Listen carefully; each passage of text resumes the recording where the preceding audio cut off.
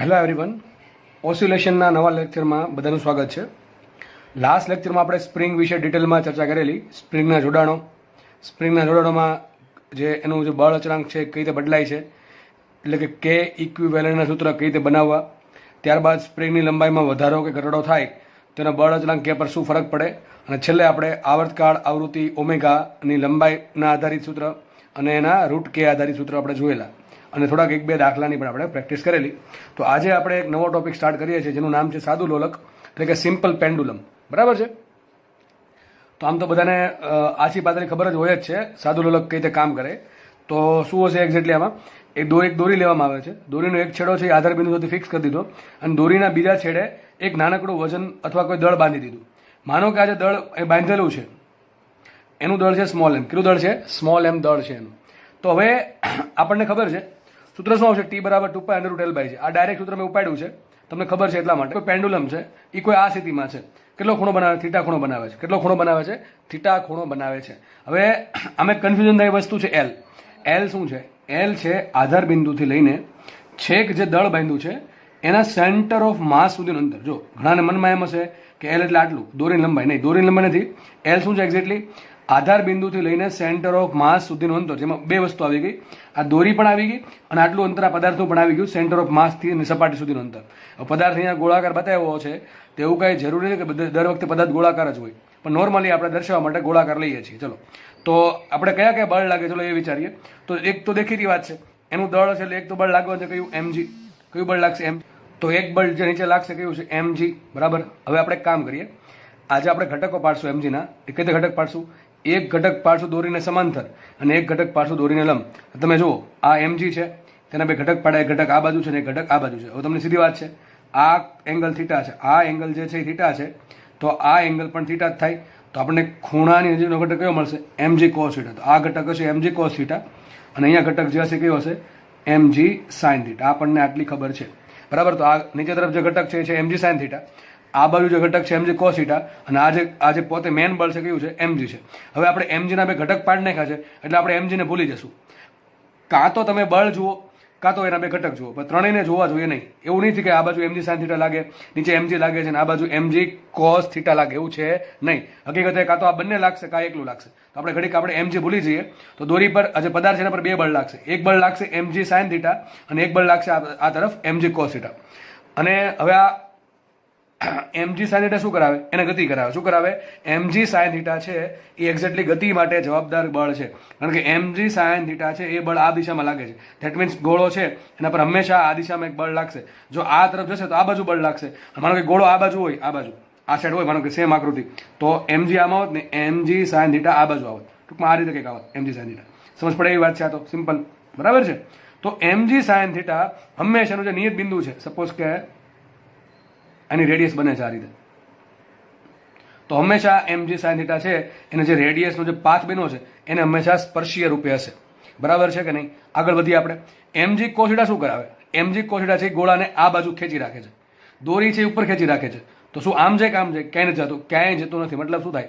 દોરીમાં એક બળ લાગતું હશે. કયું બળ લાગે? સીધી વાત છે, દોરીમાં ઉત્પન્ન થશે તણાવ બળ T, અને નીચે કયું ઉત્પન્ન થશે? mg cos θ. હજી એક આપણે બળ ભૂલી જઈએ છીએ. વિચારો કયું બળ હશે? હજી એક બળ ઘટે છે. કયું બળ હશે એ વિચારો. ચલો જલ્દી થોડુંક. કયું બળ ઘટે છે? આ ગોળાને વેગ હોય કે ના હોય? વેગ તો છે. અને કયા માર્ગમાં ભ્રમણ કરે? વર્તુળાકાર માર્ગમાં. ભલે નાનકડો વર્તુળાકાર માર્ગ છે, પણ છે તો વર્તુળાકાર માર્ગ જ. ત્રિજ્યા કેટલી હશે વર્તુળાકાર માર્ગની? આ દોરી સોરી આ એલ જેટલી. કેટલી હશે? એલ જેટલી. ટૂંકમાં અહીંથી લઈને અહીંયા સુધી જે અંતર છે એટલા વર્તુળાકાર માર્ગમાં, એટલી ત્રિજ્યાના વર્તુળાકાર માર્ગમાં એ ભ્રમણ કરે છે. તો હજી એક બળ લાગશે. ધેટ ઇઝ કયું બળ લાગે? વર્તુળાકાર ગતિ આવે એટલે એક બળ છે એ મેં તમને કીધેલું છે કે હંમેશા યાદ રાખવું. કયું આવશે? કેન્દ્રગામી અથવા કેન્દ્ર ત્યાગી બળ. તો ચલો અહીં નીચે હજી બળ લાગશે, પ્લસ કરી દઉં છું. કયું? mv²/L. કયું લાગશે? mv²/L. એનો વેગ છે આ બાજુ હશે, ગોળાનો વેગ આ બાજુ હશે, અથવા ગોળો ઉપર જશે તો વેગ આ રીતે હશે. ટૂંકમાં આપણે તો કોઈ પણ પોઝિશન લીધી છે, આપણને એક્ઝેક્ટ ખબર નથી અત્યારે કે ગોળો આમ જાય છે કે આમ જાય છે. બરાબર છે? તો ટૂંકમાં એના વેગના કારણે એક બળ હજી લાગશે mv²/L. હવે અહીંયા મેં દર્શાવ્યું નથી એને. બરાબર છે? શું કામ દર્શાવ્યું? જુઓ, આપણે જે સાદું લોલક લઈએ છીએ એની લંબાઈ બહુ વધારે હોય. કેવી હોય? લંબાઈ વધારે હોય. પછી આ દળ બહુ નાનું હોય. દળ બહુ કે બહુ મોટું ન હોય, દળ નાનું હોય, લંબાઈ મોટી હોય અને એનો જે વેગ છે આપણે બહુ એટલો બધો વધારે ન હોય. ટૂંકમાં આ જે બળ છે, આ બળ એ ઘણી વખત એને અવગણવામાં આવે. હકીકતે બળ તો લાગે છે પણ એની જે મૂલ્ય છે એ ઘણું નાનું હોવાના કારણે એને અવગણી નાખીએ, પણ એક્ઝેક્ટલી અવગણવું જોઈએ નહીં. ચલો ઉપર કયું બળ લાગશે? ચલો માનો કે ઘોડો આગળ ધીમે ધીમે ગતિ કરતો કરતો અહીંયા પહોંચી ગયો, બરાબર છે. તો ઉપર કયું બળ લાગશે? હવે ઉપર લાગશે ટી, નીચે કયું લાગશે? mg લાગશે. જો ને ઘટક નહીં પડે કારણ કે ઘટક ઓટોમેટિક સીધો આવી ગયો છે. પ્લસ કયું બળ લાગશે? mv²/l તો લાગવાનું જ છે. અને mv²/l છે એ બળ અચળ નથી, કારણ કે કોના પર ડિપેન્ડ કરે? વેગ પર ડિપેન્ડ કરે. દરેક જગ્યાએ વેગ અલગ અલગ હોય. જો સૌથી વધારે વેગ ક્યાં હોય? અહીંયા વચ્ચે. વિચાર કરો, ગોળો છે એ ધીમે ધીમે આમ જાય છે, જેમ જેમ જેમ ઉપર ચડશે એમ એની હાઇટ વધતી જાય છે. હાઇટ વધશે તો સ્થિતિ ઉર્જા વધશે, mgh પ્રમાણે. સ્થિતિ ઉર્જા વધશે તો ગતિ ઉર્જા ઘટશે. એક કોઈ પોઝિશન એવી આવશે, બરાબર, એક કોઈ પોઝિશન એવી આવશે કે ન્યાય એનો વેગ થઈ ગયો 0. ધેટ ઇઝ આ પોઝિશન પર એનો વેગ કેટલો હશે? 0 હશે. ફરતી પાછો ધીમે ધીમે નીચે આવશે. નીચે આવે તો સ્થિતિ ઉર્જા ઘટશે, ગતિ ઉર્જા વધશે. અને જ્યારે એક્ઝેક્ટલી આ પોઝિશન પર હશે ત્યારે એની પાસે મહત્તમ ગતિ ઉર્જા હશે, એટલે કે મહત્તમ વેગ હશે. અને મહત્તમ વેગ હોવાના કારણે એનો વેગ મહત્તમ હશે, એટલે એના માટે કેન્દ્ર ત્યાગી બળ છે એ પણ સૌથી વધારે હશે. તો તમને પ્રશ્ન પૂછાય કે કયા સ્થાન માટે દોરીમાં તણાવ બળ સૌથી મહત્તમ હોય, તો કયું સ્થાન આવશે? મધ્યમાન સ્થાનવાળું. કયું સ્થાન આવશે? આ ગોળાનું મધ્યમાન સ્થાન કહેવાય. જે પ્રમાણે આ બાજુ ગયો એ જ રીતે પાછો આ બાજુ પણ જઈ શકે, બરાબર છે. બંને રીતે આ પ્રમાણે મોશન ચાલુ રાખશે, ફટાફટ. પહેલામાં આપણે જે આગળ જોયું એમાં ગતિ આ પ્રમાણે હતી, આ પ્રમાણે ઉપર નીચે એક પછી એક. અહીંયા ગતિ આ પ્રમાણે છે, બરાબર છે. આ રીતે હશે. બંને સરળ આવર્ત ગતિ જ છે. તો યાદ રાખજો કઈ પોઝિશન માટે ટી સૌથી મહત્તમ હોય? ટી મહત્તમ હશે અહીંયા, બરાબર છે. કેટલું છે ટી મેક્સિમમ? લખી દઉં છું, ચલો આમ તો તમને લખી દઉં છું બધું વ્યવસ્થિત, તો આપણે ખબર પડી ગઈ આપણને. ટી મેક્સિમમ ક્યારે ઉત્પન્ન થશે? મધ્યમાન સ્થાને. ક્યાં હશે? ચલો લખી દઉં છું, મધ્યમાન સ્થાને અથવા θ બરાબર 0 એ. ક્યાં લખશું આપણે? θ બરાબર 0 એ. જેમ આપણે સ્પ્રિંગમાં અથવા આગળ જે ભણ્યા છે ગતિ, એમાં વાય આપણે જેમ આપણું વાય બદલતું હતું એમ તમારો ગતિ જે વાય શું બતાવતું હતું? સરળ આવર્ત ગતિ. એ પ્રમાણે અહીંયા θ છે એ સરળ આવર્ત ગતિ બતાવશે. θ અહીંયા મહત્તમ થશે, 0 થશે, પાછો મહત્તમ થાય, ફરતી પાછો 0 થાય, એ પ્રમાણે ચાલ્યા કરે. ટૂંકમાં અહીંયા જે વાય જે કામ કરતું હતું એ કામ કોણ કરે છે? અહીંયા θ કરે છે. તો θ બરાબર 0 એ ટી મેક્સિમમ, એટલે કે મધ્યમાન સ્થાને ટી મહત્તમ હશે. ચલો સૂત્ર શું આવશે આનું? ટી મેક્સિમમ બરાબર કેટલું આવશે?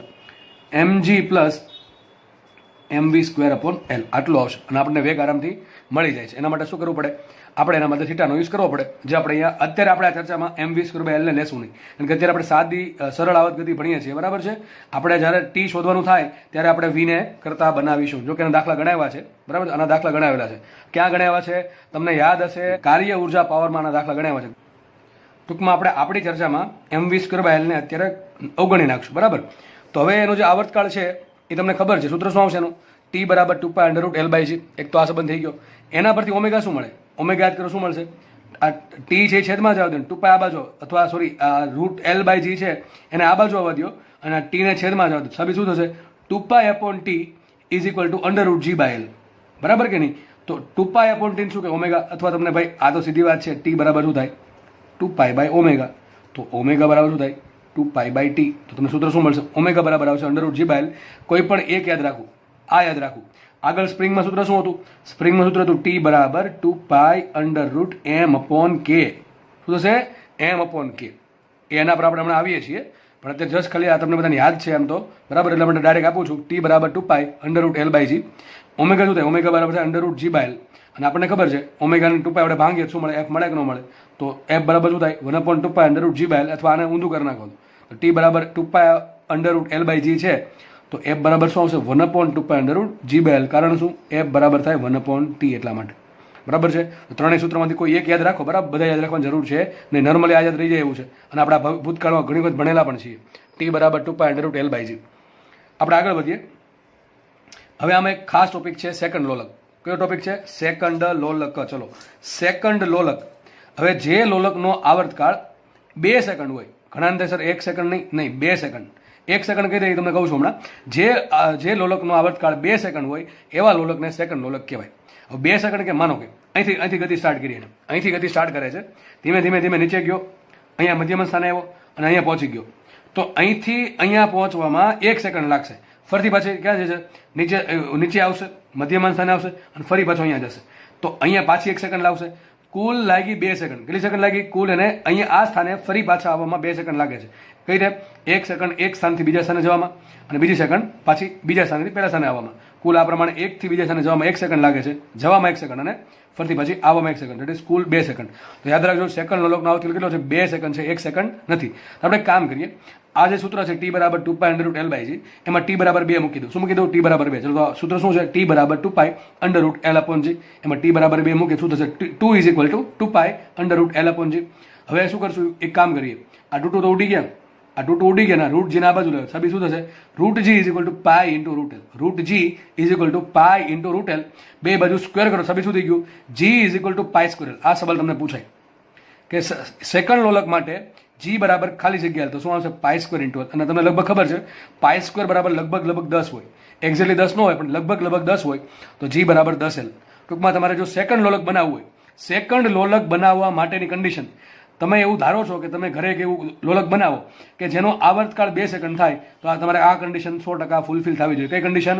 g બરાબર 10 ટાઈમ્સ l થવું જોઈએ, અથવા g બરાબર પાઈ સ્ક્વેર l થવું જોઈએ. જો તમારા માટે, જો તમારે જે લોલક છે એના માટે g બરાબર 10 l થશે, એની લંબાઈ તમારે એ પ્રમાણે રાખવી પડશે કે લગભગ g બરાબર 10 ઇન્ટુ l થાય તો જ તે એ લોલક સેકન્ડ લોલક બનશે, બાકી બનશે નહીં. હવે g શું છે? g છે આપેલા સ્થળનો ગુરુત્વ પ્રવેગ. ઘણા કેસર g બરાબર 10 મૂકી દો ને, મને તો કોઈ વાંધો નથી. માનો કે તમે પૃથ્વીની સપાટી પર છો, તમે પૃથ્વીની સપાટી પર છો, તો g બરાબર શું આવશે? ge આવશે. હમણાં આપણે લાસ્ટ ચેપ્ટર પેલા ગુરુત્વાકર્ષણ એમાં જોયું હતું, g છે એ અચળ નથી. પૃથ્વીની સપાટી પર g અલગ હોય, સપાટીથી ઊંચાઈ પર જાઓ ત્યાં પણ g અલગ હોય, ઊંડાઈ પર પણ અલગ g અલગ હોય. તમે અલગ એક ગ્રહ પરથી બીજા ગ્રહ પર જાઓ, એટલે કે અલગ અલગ ગ્રહો માટે પણ g ની વેલ્યુ અલગ અલગ હોય છે. તમે સ્પેશિયલી પૃથ્વીની વાત કરતા હોય અને એમાં પણ પાછી પૃથ્વીની સપાટીની જ વાત કરતા હોય તો જ અહીંયા g બરાબર શું આવશે? g આવશે. g બરાબર એપ્રોક્સિમેટલી 10 મૂકો તો લગભગ શું મળશે? 10 બરાબર 10 l, 10 ઉડે લગભગ શું મળશે? l બરાબર 1 મીટર. ટૂંકમાં તમે તમારા ઘરે લોલક બનાવવું હોય ટૂંકમાં પૃથ્વીની સપાટી પર, તો લગભગ હાઇટ કેટલી હશે? સોરી, લેન્થ કેટલી હશે? 1 મીટરની લેન્થની દોરી લ્યો અને નીચે નાનકડી પદાર્થ બાંધો, બરાબર છે? તો લગભગ એનો આવર્તકાળ કેટલો હશે? 2 સેકન્ડ જેટલો હશે. ટૂંકમાં 1 સેકન્ડમાં અહીંથી અહીંયા જશે અને અહીંથી અહીંયા આવશે. આવર્તકાળ છે એ થીટા પર ડિપેન્ડ કરતો નથી. જો આવર્તકાળ છે એમાં ક્યાંય થીટા આવે છે? ના. આવર્તકાળ કોના પર ડિપેન્ડ કરે? લંબાઈ પર અને જી પર. કોના પર ડિપેન્ડ કરે છે? લંબાઈ પર અને જી પર. અને તમને યાદ હશે લાસ્ટ ચેપ્ટરમાં ગુરુત્વાકર્ષણમાં આપણે લગભગ છેલ્લા લેક્ચરમાં અથવા છેલ્લાથી બીજા લેક્ચરમાં આપણે સાદા લોલક માટે જીના દાખલા ગણેલા કે કોઈ ગ્રહ પર જી બદલે અથવા પૃથ્વી સપાટીથી અમુક ઊંચાઈ જઈએ તો જીમાં વેરિએશન આવે, જીમાં વેરિએશન આવશે તો ટીમાં વેરિએશન આવશે. તો તમારે ટી બદલવો હોય તો ખાલી બે જ વસ્તુ છે, કાં તો એલ બદલો કાં તો જી બદલો, અથવા બંને બદલો. તો ટી છે એ ઓનલી ઓન કોના પર ડિપેન્ડ કરે? લંબાઈ પર, લેન્થ પર અને જી પર. હવે જી આ સૂત્રમાં જે જી આવ્યો, જી બરાબર 10l અથવા જી બરાબર પાઈ સ્ક્વેર l, એમાં જી શું છે? આપેલા સ્થળનો ગુરુત્વ પ્રવેગ. તમે કયા સ્થળે લોલક બનાવવા માંગો છો એના પર જી ડિપેન્ડ કરશે. જી બરાબર ઓલવેઝ જી હશે નહીં. અને ખાસ આ વાત, એલ શું હશે? એલ છે આધાર બિંદુથી પદાર્થના સેન્ટર ઓફ માસ સુધીનું અંતર. ઇટ્સ નોટ ઇક્વલ ટુ દોરીની લંબાઈ, એમ લખ્યું છે. એલ છે એ દોરીની લંબાઈ નથી, શું છે? આધાર બિંદુથી પદાર્થના સેન્ટર ઓફ માસ સુધીનું અંતર છે. તો આ વસ્તુ ક્લિયર થઈ છે, બરાબર છે? સૂત્ર તમને બધાને આવડે છે, ટી બરાબર 2.L બાય છે. એના પરથી ઓમેગાનું એના પરથી એફનું સૂત્ર યાદ રાખી લેવું. અને ખાસ આ સેકન્ડ લોલકની કન્ડિશન કે સેકન્ડ લોલકનો આવર્તકાળ 2 સેકન્ડ હોય અને જી બરાબર એના માટે પાઈ સ્ક્વેર એલ થશે. આગળ વધીએ આપણે. બીજી મહત્વની વસ્તુ આમાંથી જે પૂછાય છે એ છે ગ્રાફ્સ. તમને લગભગ ગતિ દરમિયાન ચેપ્ટર નંબર 3 ને 4 જ્યારે ભણાવતો હતો ત્યારે તમને અમુક ગ્રાફ યાદ રખવેલા, બરાબર છે? જેમ કે આપણને ખબર છે વાય પ્રપોર્શનલ ટુ એક્સ હોય તો એનો આલેખ સીધો આવે છે, આ સુરેખા આવશે, બરાબર? સીધી સુરેખા આવશે આ રીતે.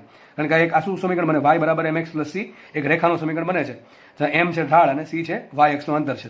તો તમને ખબર છે જ્યારે બે વસ્તુ સમપ્રમાણમાં હોય ત્યારે આલેખ આ પ્રમાણે સુરેખા આવે, પણ જ્યારે બે વસ્તુ સમપ્રમાણમાં હોય ને અમુક ઘાત હોય ત્યારે શું કરવાનું છે? તો આ તમને શીખવાડેલ છે. જ્યારે y proportional to x square થાય તો એક શું બતાવે છે? પરવલયનું સમીકરણ. હવે જે મેથ્સ વાળા છે એનામાં કોઈ વાંધો નહીં હોય, પણ જે બાયોલોજી વાળા છે એનામાં ઘણી તકલીફ પડતી હોય, તેના માટે એક રીત તમને આપી હતી કે જેની આસપાસ એક ઘાત આવે એની આસપાસ કપ બનાવવાનો. એટલે શું બનાવવું પડે? પરવલય બનાવવો પડે, બરાબર છે? કદાચ મેથ્સ વાળાને સાંભળીને હસવું આવે, પણ ભાઈ યાદ રાખવા માટે કહું છું કે ખાસ નીટ વાળા લોકોને, બાયોલોજી વાળા લોકોને કે જેને આ પરવલય કે બધું ભણવાનું હોતું નથી એવા લોકો માટે છે ખાસ, કે ભાઈ વાય પ્રપોર્શનલ ટુ એક્સ સ્ક્વેરનો આલેખ કેવો આવે? તો આલેખ તમને બે રીતે મળે. એક્સની અલગ અલગ વેલ્યુ મૂકતા જાઓ તમને વાયની કિંમત મળશે, બરાબર છે? તો કંઈક આવો આલેખ આવશે. તમને યાદ આવું લખ્યું હતું કે જેની એક ઘાત આવશે એની આસપાસ કપ બનાવી દેવાનો આ રીતે. અહીં જો y proportional to x square, એક ઘાત કોની છે? વાય ની. તો વાય એક્સિસ આસપાસ કપ બનાવવાનો, બરાબર છે? ચલો બીજો લઈએ, x proportional to y square. શું છે? કોનો આલેખ દોરવો છે મારે? X proportional to y square. X અક્ષ હું આ પ્રમાણે લઈશ અને વાય અક્ષ ઊભી લઈશ. તો એક ઘાત કોની છે? એક્સ અક્ષની છે, તો એક્સ અક્ષ આસપાસ કપ આવશે આ રીતે. સમજ પડે છે? આગળ વધીએ. Y proportional to minus x square, એક ઘાત કોની છે? વાય ની છે, તો આલેખ વાય અક્ષ આસપાસ આવશે, પરંતુ આગળ માઇનસ છે એટલે માઇનસ વાયમાં આલેખ આવશે અહીંયા નીચે. સમજ પડે કે નહીં? આની જેવું છે. જો આ બેમાં શું ફરક છે? આ y proportional to x square છે ને આ y proportional to minus x square છે. ધેટ મીન્સ કે નીચે આલેખ આવશે. કપ બનાવવાનો વાય એક્સ આસપાસ પણ નીચે આવશે. ચલો આગળ લઈએ x proportional to minus y square. X proportional to minus y square એક ઘાત કોની છે? એક્સ ની છે. તો જે આલેખ આવશે કોની આસપાસ આવશે? એક્સ અક્ષ આસપાસ આવશે. પરંતુ અહીંયા આગળ માઇનસ નિશાની છે એટલે આલેખ છે ઋણ એક્સ તરફ આવશે. ક્યાં આવશે? ઋણ એક્સ અક્ષ તરફ આવશે. તો આ ચાર આલેખમાં કોઈને કઈ વાંધો હોવો જોઈએ નહીં. ચલો હવે આપણે સાદા લોલક માટે આલેખ દોરવાના છે. તમને એક્ઝામમાં આના આલેખ પૂછાય છે એટલા માટે આપણે સ્પેશિયલી આલેખ માટે અલગથી જ આપણે ગણાવીએ છીએ. બરાબર છે? દાખલા આમાં લગભગ 7-8 આલેખ જેવા દોરવાના થશે આપણે. ચલો પહેલો આલેખ લઈએ. આને શું વંચાય? T versus root l. તમારે જે આલેખ દોરવાનો છે કોનો દોરવાનો છે? ટી વિરુદ્ધ રૂટેલનો આલેખ. ચલો કેવો આલેખ આવશે વિચારો. સૂત્ર એક જ છે આપણી પાસે. ટી બરાબર 2π√L/g. વર્ક કરો સાબિત શું થશે? ટી સ્ક્વેર બરાબર 4π²L/g. તો બે એક જ સૂત્ર છે જેના આધારે બધા આલેખ લગભગ 7 થી 8 આલેખ તમને શીખવાડું છું. હવે ધ્યાનથી સમજજો. જે લોકોને આગળના કોન્સેપ્ટ ક્લિયર છે અથવા અત્યારે જે કીધું એ ખબર છે એને જ આલેખ આવડશે, બાકી બધાને ગોખવા પડશે. તો આપણે એવું જરા નથી ઈચ્છતા કે ગોખવા પડે તમારે. બરાબર? ચલો આપણે આગળ વધીએ. તો મારે ટી વિરુદ્ધ રૂટેલનો આલેખ દોરવો છે. તો વાય એક્સ પર ટી લખ્યા છે, એક્સ એક્સ પર રૂટેલ લખ્યા છે. હવે આલેખ કોનો માંગ્યો છે? ટી વિરુદ્ધ રૂટેલનો. તમને મેં હમણાં લગભગ આલેખ આ ચેપ્ટરમાં કીધું હતું કે આલેખ ગોખવાની વસ્તુ નથી, આલેખ સમજવાની વસ્તુ છે. અને આલેખ ક્યાંથી સમજાય? સૂત્ર પરથી. ચલો મારે ખાલી કોને રાખવાનું છે? ટી ને રૂટેલનો સંબંધ જોઈએ છે. સૂત્ર કયું છે? મેન સૂત્ર એક જ છે. ટી બરાબર 2π√L/g. ચલો 2π એક સંખ્યા છે, થોડીક સાઈડમાં કાઢી નાખીએ. અહીં આલેખમાં ખાલી એલ માંગ્યું છે તો જીને કાઢી નાખીએ. સાબિત શું થશે? T proportional to root l. જુઓ શું આવ્યું? T proportional to root l. આ ટી ને એક્સ વાય કહી દો અને રૂટેલ ને એક્સ કહી દો. સાબિત શું થાય? Y proportional to root x. તો કેવો આલેખ આવશે? સુરેખ આવશે. આ રીતે સીધી વાત છે ભાઈ. સમપ્રમાણ છે બે વચ્ચે. આ તો આલેખ માટે તીર દોર્યું છે. ટી વિરુદ્ધ રૂટેલ. આ એમ નથી લખ્યું ટી પ્રપોર્શનલ ટુ રૂટેલ. એ તમને રકમમાં નહીં આપે કઈ વસ્તુ કોના સંપૂર્ણમાં છે. એ આપણે સૂત્ર પરથી સાબિત કરી કે ટી પ્રપોર્શનલ ટુ રૂટેલ છે. ધેટ મીન્સ ટી વિરુદ્ધ રૂટેલનો આલેખ કેવો આવશે? સુરેખ આવશે. ચલો આગળ જોઈએ બીજો આલેખ. બીજો આલેખ છે ટી વિરુદ્ધ 1/√g. તો વાય એક્સ પર ટી દેખાય છે અને એક્સ એક્સ પર 1/√g દેખાય. ચલો સંબંધ શું આવશે? તો સૂત્ર જો કયું છે? ટી બરાબર 2π√L/g. અલગ પેજમાં લખું છું. ટી બરાબર શું છે? 2π√L અને √g અલગ અલગ કરી દઉં છું. કોનો આલેખ માંગ્યો છે? ખાલી અહીંયા √g નો. ટૂંકમાં બાકી બધું કાઢી નાખે. સાબિત શું થશે? T proportional two 1/√g. પણ આલેખ કોનો છે? ટી વિરુદ્ધ 1/√g. ટી વિરુદ્ધ √g નથી. જો ટી વિરુદ્ધ 1/√g છે. આને તમે એક્સ કહો, સોરી આને વાય કહો. જે આલેખ દોરવાનું છે એને વાય કહી દો, વાય એક્સ પર. આને તમે એક્સ કહી દો. સાબિત શું થયો? ટી બરાબર વાય મૂક, અહીંયા વાય મૂકીશ પ્રપોર્શનલ ટુ 1/√g બરાબર શું મૂકીશ? એક્સ મૂકીશ. તો શું સાબિત થયું? Y proportional to x. તો આલેખ આવશે સુરેખા.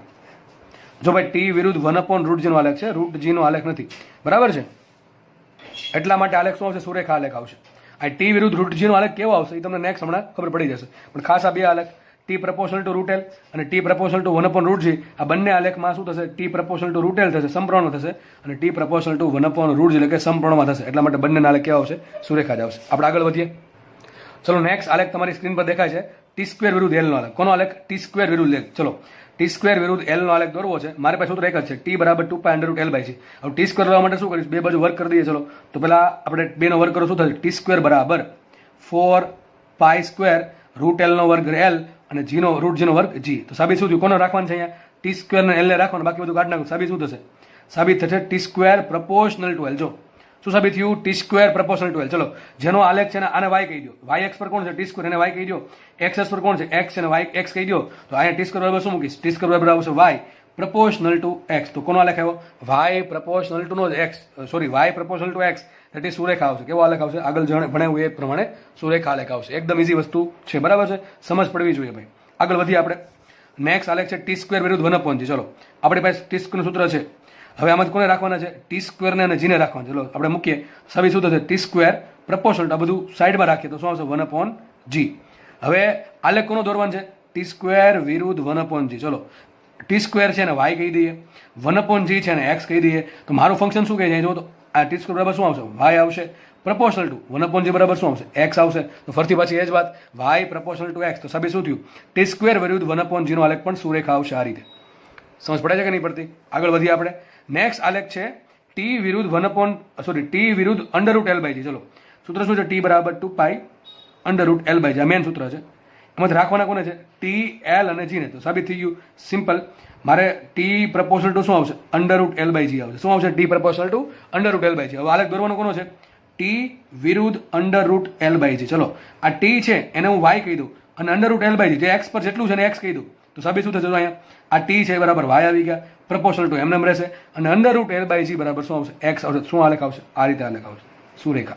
સિમ્પલ એકદમ બધું વસ્તુ છે. ચલો આગળ વધીએ આપણે. નવો આલેખ છે ટી સ્ક્વેર વિરુદ્ધ એલ બાય જી. ચલો ટી સ્ક્વેર વિરુદ્ધ એલ બાય જી, અહીં ટીનું સૂત્ર છે, આ ટીનું સૂત્ર, એનો વર્ક કરો. શું સાબિત થશે? ટી સ્ક્વેર બરાબર 4 pi square l upon g. ચલો રાખવાનું કોને છે? ટી સ્ક્વેરને અને એલ બાય જીને રાખવાનું છે. તો શું સાબિત થશે? આ બરાબર કાઢી નાખે શું થશે? T square proportional to L by G. શું આવશે? T square proportional to L by G. આલેખ કોનો છે? ટી સ્ક્વેર વિરુદ્ધ એલ બાય જીનો. ચલો આલેખ છે ટી સ્ક્વેર વિરુદ્ધ એલ બાય જી. હવે તમને ખબર પડી જ ગઈ હશે કે ટી સ્ક્વેર છે એલ બાય જીના કેવા છે? સમપ્રમાણમાં છે. શું આલેખ આવશે? શું રેખા? એમ ખબર ન પડે તો જેનો આલેખ છે ટી સ્ક્વેર છે ને વાય ધારી લ્યો, એલ બાય જીને એક્સ ધારી લ્યો, તો આ ટી સ્ક્વેરને બરાબર લખીશ વાય, પ્રપોર્શનલ ટુ એમ નામ રાખીશ, અને એલ બાય જી બરાબર લખીશ એક્સ. તો શું આવશે? Y proportional to x. That means આ આલેખ આવશે. શું રેખા? ચલો આપણે બીજા આલેખ સોલ્વ કરીએ હજુ.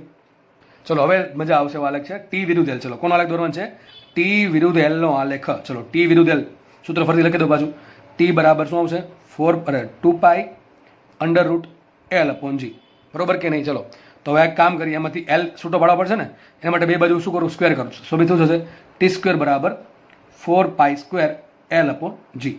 તો હવે એક કામ કરીએ, હવે રાખવાનું કોને છે? ટી ને એલ લે રાખવાના છે, ટી ને એન લે, પણ ટી નું એલનું ડાયરેક્ટ સમીકરણ છે ને કોનું આ સમીકરણ છે? ટી સ્ક્વેર ને એલ. ચલો કાંઈ નહીં, આપણે તો લખાય આમ T square proportional to L. શું આવશે અહીંયા? T square proportional to l. પરંતુ આપણે આલેખ દોરવાનો કોનો છે? મારે દોરવાનો છે આલેખ ટી વિરુદ્ધ એલનો. કદાચ એક કામ કરું, પેજ બદલી નાખું છું, જસ્ટ અ મિનિટ. તો ચલો આપણે આલેખ દોરવાનો છે ટી વિરુદ્ધ એલનો, પરંતુ મને ફંક્શન શું મળ્યું? T square proportional to L. તો આવું કંઈક કહેવા માંગે છે. આપણે સાબિત શું થયું? ટી સ્ક્વેર બરાબર 4 pi square l upon g. તો સાબિત એવું થયું t square proportional to l. પરંતુ મારે આલેખ કોનો દોરવાનો છે? ભાઈ દોરવાનો છે ટી વિરુદ્ધ એલનો. તમે ટી સ્ક્વેર વિરુદ્ધ એલનો દોરી નાખો તો ખોટો પડે, બરાબર છે? તો મારે ટી વિરુદ્ધ એલનો આલેખ દોરવાનો છે. તો કંઈ લખું અહીંયા કોનો દોરવાનો છે? ટી વિરુદ્ધ એલનો. આ ટી જે છે એને વાય કહી દઉં, એલ જે છે એને એક્સ કહી દઉં, તો ખબર શું પડે? અહીં ટી બરાબર શું મૂકીશ? વાય મૂકીશ. તો ટી સ્ક્વેર બરાબર શું મૂકીશ? વાય સ્ક્વેર મૂકીશ. Y square proportional to x. ચલો કોનો આલેખ આવશે? Y square proportional to x. જો કોનો કેવો આલેખ આવશે? વાય ડબલ ઘાત આવી, એક ઘાત કોની? એક્સ ની. જેની એક ઘાત હોય એની આસપાસ આલેખ આવે. તો કોની આસપાસ આલેખ આવશે? આવો આલેખ આવશે. સમજ પડે કે ના પડે દોસ્ત? યાદ છે તમને પેલો કપ દોરાયો હતો, આવું દોરાયું હતું? Y square proportional to X નો આલેખ કેવો હતો? આ પ્રમાણે હતો. હવે અડધો આવશે, કારણ કે લંબાઈ સોરી ટી સ્ક્વેર છે ઋણ, લંબાઈ છે શું કહેવાય? ટી સ્ક્વેર છે, આ ટી છે, આવતકાળી ઋણ ના હોય, આવતકાળ ઋણ ના હોય એટલે આ આલેખ નો આવે નીચેનો, એટલે એટલો જ આલેખ આવશે. એટલો સમજ પડે કે નહીં પડતી? તો એકદમ સિમ્પલ આલેખ છે, જેને કોન્સેપ્ટ ક્લિયર છે અને કંઈ વાંધો નહીં આવતો હોય. બાકીના લોકો ફરતી આ વસ્તુ જો શું કરું છું એ બરાબર છે, ફરતી કહી દઉં. જે લોકોને એની ડાયરેક્ટ ખબર પડી જાય એને એક્સ વાયમાં જવાની જરૂર નથી. આ તો જે લોકોને સમજ ના પડે એના માટે વાય ને એક્સ લખું છું. બાકી સીધી ખબર પડી જાય અહીંયા કે ટી ની બે ઘાત છે, એલ ની એક ઘાત છે. શું સાબિત થયું? જો અહીંયા T square proportional to L. આલેખ દોરવાનો છે ટી વિરુદ્ધ એલ નો. તો ટી ની બે ઘાત છે, એલ ની એક ઘાત છે, અને આલેખ દોરવાનો છે મારે ટી વિરુદ્ધ એલ નો. તો મતલબ કે જેની એક ઘાત હોય એની આસપાસ આલેખ આવે. તો કોની એક ઘાત છે? એલ ની એક ઘાત. તો એલ ની આસપાસ આલેખ આવશે. ડાયરેક્ટ પણ તમે કરી શકો છો. ચલો નેક્સ્ટ આલેખ લઈએ આપણે ટી વિરુદ્ધ 1/g. ચલો કોનો આલેખ છે? ટી વિરુદ્ધ 1/g. ચલો ફરીથી એ જ વાત. ટી બરાબર શું આવશે? 2 pi under root L by જી. પરંતુ રૂપિયા ડાયરેક્ટ ફરવું નથી, તો આપણે શું કરશું? વર્ક કરી. તો ટી સ્ક્વેર બરાબર આવશે 4 પાઈ સ્ક્વેર એલ બાય જી. આપણે કોને રાખશું? ખાલી ટી ને જી ને રાખશું. સાબિત શું થશે? T square proportional two 1/g. શું સાબિત થશે? T square proportional two 1/g. ચલો ખબર ન પડે આલેખ કોનો દોરવાનું છે? ટી વિરુદ્ધ 1/g નો. કોનો દોરવાનું છે? ટી વિરુદ્ધ 1/g નો. ચલો ટી ને શું કહી દઉં? ટી ને કહી દઉં વાય, અને 1/g ને કહી દઉં એક્સ. શું કહી દઉં? એક્સ. ચલો તો અહીંયા ટી છે એની જગ્યાએ ટી સ્ક્વેર છે, તો આપણે મેળવશું. આપણે દોરવાનું છે વાય વિરુદ્ધ એક્સ નો. દોરવાનું છે મારા આલેખ વાય વિરુદ્ધ એક્સ નો. પણ સંબંધ શું છે? જો આલેખ શેનો છે અને સંબંધ શું છે? બે અલગ અલગ વસ્તુ છે. અહીંયા સંબંધ કોનો હતો? ટી સ્ક્વેર નો એલ નો. પણ આલેખ કોનો હતો? ટી નો એલ નો. બે વસ્તુ અલગ અલગ છે, તો ખાસ યાદ રાખવામાં. ટી છે એ વાય છે, અને 1/g જે દેખાય ને હું એક્સ મૂકી દઈશ. તો ટી ની જગ્યાએ વાય મૂકું તો ટી સ્ક્વેર બરાબર શું આવશે? ટી સ્ક્વેર બરાબર આવશે વાય સ્ક્વેર. તો સાબિત શું થયું? T square T square proportional two 1/g. That means T square ની જગ્યાએ Y square proportional two 1/g શું કહેવાય? એક્સ કહેવાય. તો ફરતી એ જ વાત. વાય ની બે ઘાત આવી, એક્સ ની એક ઘાત આવી, કોની આસપાસ આલેખ આવશે? એક્સ અક્ષ આસપાસ આલેખ આવશે. ધેટ ઇઝ આવો આલેખ આવશે. બરાબર? આની જેવો જ આલેખ આવશે, બેઠો આલેખ. બરાબર? થોડુંક આ પ્રમાણે નીચે એટલા માટે આલેખ નહીં જાય. ઘણા કે સર આ ભાગ કેમ ન આવ્યો? અરે આ ક્યારે આવે? આના માટે શું થઈ ગયું? આવતકાળ ઋણ થઈ ગયો. સમય તો કોઈ દી ઋણ ના હોય, એટલા માટે આલેખ એક જ સાઈડ આવશે. બરાબર છે? આગળ વધીએ આપણે. નવો આલેખ દોરીએ ટી સ્ક્વેર વિરુદ્ધ. ચલો મસ્ત આલેખ છે. કોનો આલેખ છે? ટી સ્ક્વેર વિરુદ્ધ જી નો આલેખ તમારે દોરવાનો છે. ચલો ફટાફટ દોરીએ આપણે. જુઓ ટી સ્ક્વેર નું સૂત્ર શું આવશે? ટી સ્ક્વેર બરાબર આવશે 4 pi square l upon g આટલી ખબર પડી ગઈ. ચલો આપણે સબી શું થયું, t square proportional two 1/g. આ બધું કાઢી નાખું. સબી શું થયું, t square proportional two 1/g. ચલો જેને ડાયરેક્ટ આવડે છે ડાયરેક્ટ શોધી શકે છે કે ભાઈ ટી સ્ક્વેર છે ને જી છે, કોનો આલેખ છે, ટી સ્ક્વેર જીનો. તો આ બે કેવા છે, વેસ્ટમાં છે. વેસ્ટનો આલેખ કેવા એ તમને આવડવો જોઈએ. ચલો નથી આવડતું, કામ કરીએ. કોનો આલેખ દોરવાનો છે, ટી સ્ક્વેર વિરુદ્ધ જીનો. તો જે ટી સ્ક્વેર છે, ટી સ્ક્વેર એને શું કહી દો, એને વાય કહી દો. જેનો આલેખ દોરવાનો છે એને વાય કહી દો, અને આ જી છે એને શું કહી દો, એક્સ કહી દો. ચલો ટી સ્ક્વેર બરાબર શું લખીશું, એના બરાબર વાય લખીશ, પ્રપોર્શનલ ટુ એમને રાખીશ, અને વન એમને રહેશે. જો ભાઈ મેં જીના બરાબર એક્સ કીધું છે, 1/g બરાબર એક્સ કીધું નથી, કારણ કે જેનો આલેખ હોય એના બરાબર એક્સ કહેવું પડે. અહીંયા શું હતું, 1/g નો આલેખ હતો અહીંયા, એટલે માટે 1/g ને એક્સ કીધું હતું, પણ એ મારે જી નો આલેખ છે. કોનો આલેખ છે, જી નો, તો જી ને એક્સ કહેવું પડશે. તો જી જો એક્સ હોય તો વાય પ્રપોર્શનલ ટુ શું થશે, જી ની જગ્યાએ એક્સ મૂકું તો સાબિત શું થયું, વાય પ્રપોર્શનલ ટુ 1/x. તો કોનો આલેખ થયો, જેટલો વાય વધે એટલો એક્સ ઘટે, જેટલો એક્સ વધે એટલો વાય ઘટે. તો આલેખ થઈ ગયો વેસ્ટનો. મતલબ શું થયો, જ્યારે એક્સ 0 હોય ત્યારે વાય મહત્તમ હશે, અને જ્યારે એક્સ ઇન્ફિનિટી હોય ત્યારે વાય 0 હશે. તો કેવો આલેખ આ વિચારો, વાય જ્યાં એક્સ જ્યાં 0 હોય ત્યાં વાય વધારે છે. એક્સ 0 ટૂંકમાં અહીંયા આ નજીકમાં એરિયામાં એક્સ કેવો હોય, 0 હોય, બરાબર, અથવા 0 ટેન્સ ટુ 0 હોય, ટૂંકમાં નજીક હોય 0 ની, ત્યાં વાય કેવો છે, વધારે છે. ટૂંકમાં આ પોઈન્ટ મળે. અને જ્યાં વાય વધારે છે ત્યાં એક્સ કેવો છે, સોરી, જ્યાં એક્સ વધારે છે ને વાય કેવો છે, 0. ટૂંકમાં એક્સ અહીંયા વધારે હોય ને વાય કેવો છે, 0. ટૂંકમાં આલેખ આ પ્રમાણે આવે છે. તમને ખબર જ છે વેસ્ટનો આલેખ કેવો આવે, બરાબર છે. મારે બહુ વધારે સમજાવવાની જરૂર છે નહીં. તો આ થઈ ગયો, આ કોનો આલેખ થઈ ગયો, ટી સ્ક્વેર વિરુદ્ધ જીનો. ચલો નેક્સ્ટ આલેખ છે ટી વિરુદ્ધ જીનો. કોનો આલેખ છે, ટી વિરુદ્ધ જીનો. ચલો આવડશે કે નહીં આવડે, જાતે ટ્રાય કરો, ફટાફટ દોરીએ. ચલો આપણે ટી વિરુદ્ધ જી. તો ચલો સૂત્ર શું આવશે, ટી સ્ક્વેર બરાબર 4π² L/g. તો સંબંધ શું મેળવો, T square proportional two 1/g. ચલો આલેખ કોનો દોરવાનો છે, આલેખ દોરવાનો છે ટી વિરુદ્ધ જીનો. આલેખ દોરવાનો છે ટી વિરુદ્ધ જીનો. જેનો દોરવાનો છે આલેખ, એમાં જે ટી વિરુદ્ધ છે, ટીને શું કહી દો, વાય કયો, જીને શું કયો, એક્સ કયો. અહીંયા ટી સ્ક્વેર છે તેની જગ્યાએ શું આવશે, y square proportional two 1/x. સમજ પડે કે નહીં, જી બરાબર શું મૂકવું, Y square proportional two 1/x. અહીંયા શું હતું, Y square proportional two 1/x હતું, sorry y proportional two 1/x હતું. અહીંયા Y square proportional two 1/x છે. ટૂંકમાં બે એકમાં થોડોક ડિફરન્સ આવશે, બરાબર. હવે આપણે સમજીએ. ચલો હવે સમજીએ થોડુંક. જો અહીંયા એક્સ 0 મૂકીશ તો ત્યાં વાય વર્ગ પ્રમાણ ડબલ થશે. અહીંયા વાય ખાલી એક્સ 0 મૂકો તો વાય ઇન્ફિનિટી થાય. અહીંયા એક્સ 0 મૂકો તો વાય થશે ઇન્ફિનિટીનો વર્ગ, ઇન્ફિનિટી જ થાય. પણ અહીંયા કરતાં અહીંયા વાયના આંકડા મોટા આવશે. કેમ મોટા આવશે, કારણ કે અહીંયા વાય સ્ક્વેર છે, અહીંયા વાય છે, એટલા માટે, બરાબર. તમે જેમ જેમ એક્સ ની કિંમત વધારશો એમ વાયમાં સડનલી ચેન્જ ઓછો આવશે. કેમ, હજી ખબર ન પડી. આમ લખાય, લખાય y proportional to root x. શું લખાય, વાય પ્રપોર્શનલ, અને શું કહેવાય, આમ જ કહેવાય કે ના કહેવાય, y proportional to root x. X તમે 4 મૂકો, અહીંયા એક્સ 4 મૂકો તો અહીં શું આવશે, એક્સ 4 મૂકો તો વાય લગભગ 0.25 આવશે. પણ અહીંયા એક્સ 4 મૂકો તો અહીં વાય અડધો થશે. ખબર પડે કે નહીં, મને ખબર, અને બરાબર ધારી લો. તો અહીંયા એક્સ 4 મૂકો તો વાય કેટલા આવશે, 1/4 મતલબ 0.25. અહીંયા એક્સ 4 મૂકો તો વાય 0.5 થશે. ટૂંકમાં અહીંયા વાયની કિંમત કેવી આવશે, આના કરતાં વધારે આવશે. એક્સની સેમ કિંમત માટે અહીંયા કરતાં અહીંયા વાયની કિંમત મોટી આવશે. ધન કિંમત લ્યો એક્સની, તો કે ઋણ તો આવશે જ નહીં, કારણ કે અંડર રૂટમાં છે અહીંયા, તો એટલા માટે. સમજ પડે કે નહીં પડતી. તો અહીંયા આલેખ થોડોક આ પ્રમાણે આવશે, થોડોક આલેખ છે ને આ પ્રમાણે થોડુંક ઊંચું આવશે. આના કરતાં આ જ એકદમ સ્ટીપ આવશે. આ પ્રમાણે આલેખ એક્ઝેક્ટલી આવો આવશે, આ પ્રમાણે સ્ટીપ આલેખ આવશે. થોડોક અહીંયા આલેખ ઉપર ઉઠીને આવશે આ રીતે, બરાબર છે. થશે આવું જ તે. શું થશે, જો આમાં પણ જેટલો એક્સ મોટો એટલો વાય નાનો, અથવા જેટલો એક્સ નાનો એટલો વાય મોટો. ટૂંકમાં આલેખ આ પ્રમાણે જ આવશે આમાં, પણ થોડોક આ પ્રમાણે ઉપર ઉઠીને આવશે. ફરીથી દોરું છું બે આલેખ. ચલો અહીંયા આપણે દોરીએ ટી સ્ક્વેર વિરુદ્ધ જીનો. તો આલેખ એક્ઝેક્ટલી આ પ્રમાણે આવશે, આ પ્રમાણે, બરાબર છે. તમે ટી વિરુદ્ધ જીનો દોરો, ટી વિરુદ્ધ જીનો, તો આલેખ આ થોડોક ઉપર આવશે આ રીતે, બરાબર છે. આપણે કંઈ કામ નથી બહુ એટલું બધું ડિટેલમાં જવાની, છતાં પણ મેં તમને સમજાવી દીધું છે. ખાસ જી વાળા યાદ રાખે આ બધું, મેથ્સમાં છો એટલે ખબર પડતી જશે, બરાબર છે, ઢાળ વિશે તો. ઓકે, તો આપણે બધા આલેખ અહીંયા પૂરા કર્યા છે. ભવિષ્યમાં આમાંથી કોઈ પણ આલેખ પૂછાય કે આની જેવા કોઈ પણ આલેખ પૂછાય, તમારે મેં જે તમને રીત શીખવાડી છે, લગભગ 9 દાખલા, આપણે 9 થી 10 દાખલા ગણ્યા. એમાં હવે તો તમને રીત ફાવી જવી જોઈએ કઈ રીતે આપણે દાખલા ગણ્યા છે, બરાબર છે. તો આલેખ અહીંયા પૂરો થાય છે. આદા લોલકની થિયરી પણ અહીંયા પૂરી થાય છે. આપણે નેક્સ્ટ થિયરી તરફ આગળ વધીએ. તો હવે આપણે જે થિયરી ભણવાના છીએ એ છે અવમંદિત દોલન. કઈ છે, અવમંદિત દોલન, જેને ઇંગ્લિશમાં કહેવાય ડેમ્પ્ડ ઓસિલેશન. એક્ઝેક્ટલી આપણે જે અત્યારે જોઈ લો હમણાં, કે સ્પ્રિંગ જોયેલી કે પેલું સાદું લોલક જોયેલું, એમાં શું થાય કે ભાઈ કણ છે એવું માનીએ આપણે કે કણ છે સતત ગતિ ચાલુ જ રાખે, કે ભાઈ એને આપણે શરૂઆતમાં થોડુંક બળથી ખેંચીને મૂકી દીધી તો સતત સ્પ્રિંગ ગતિ ચાલુ જ રાખે, એમાં આપણે એવું માનતા હતા.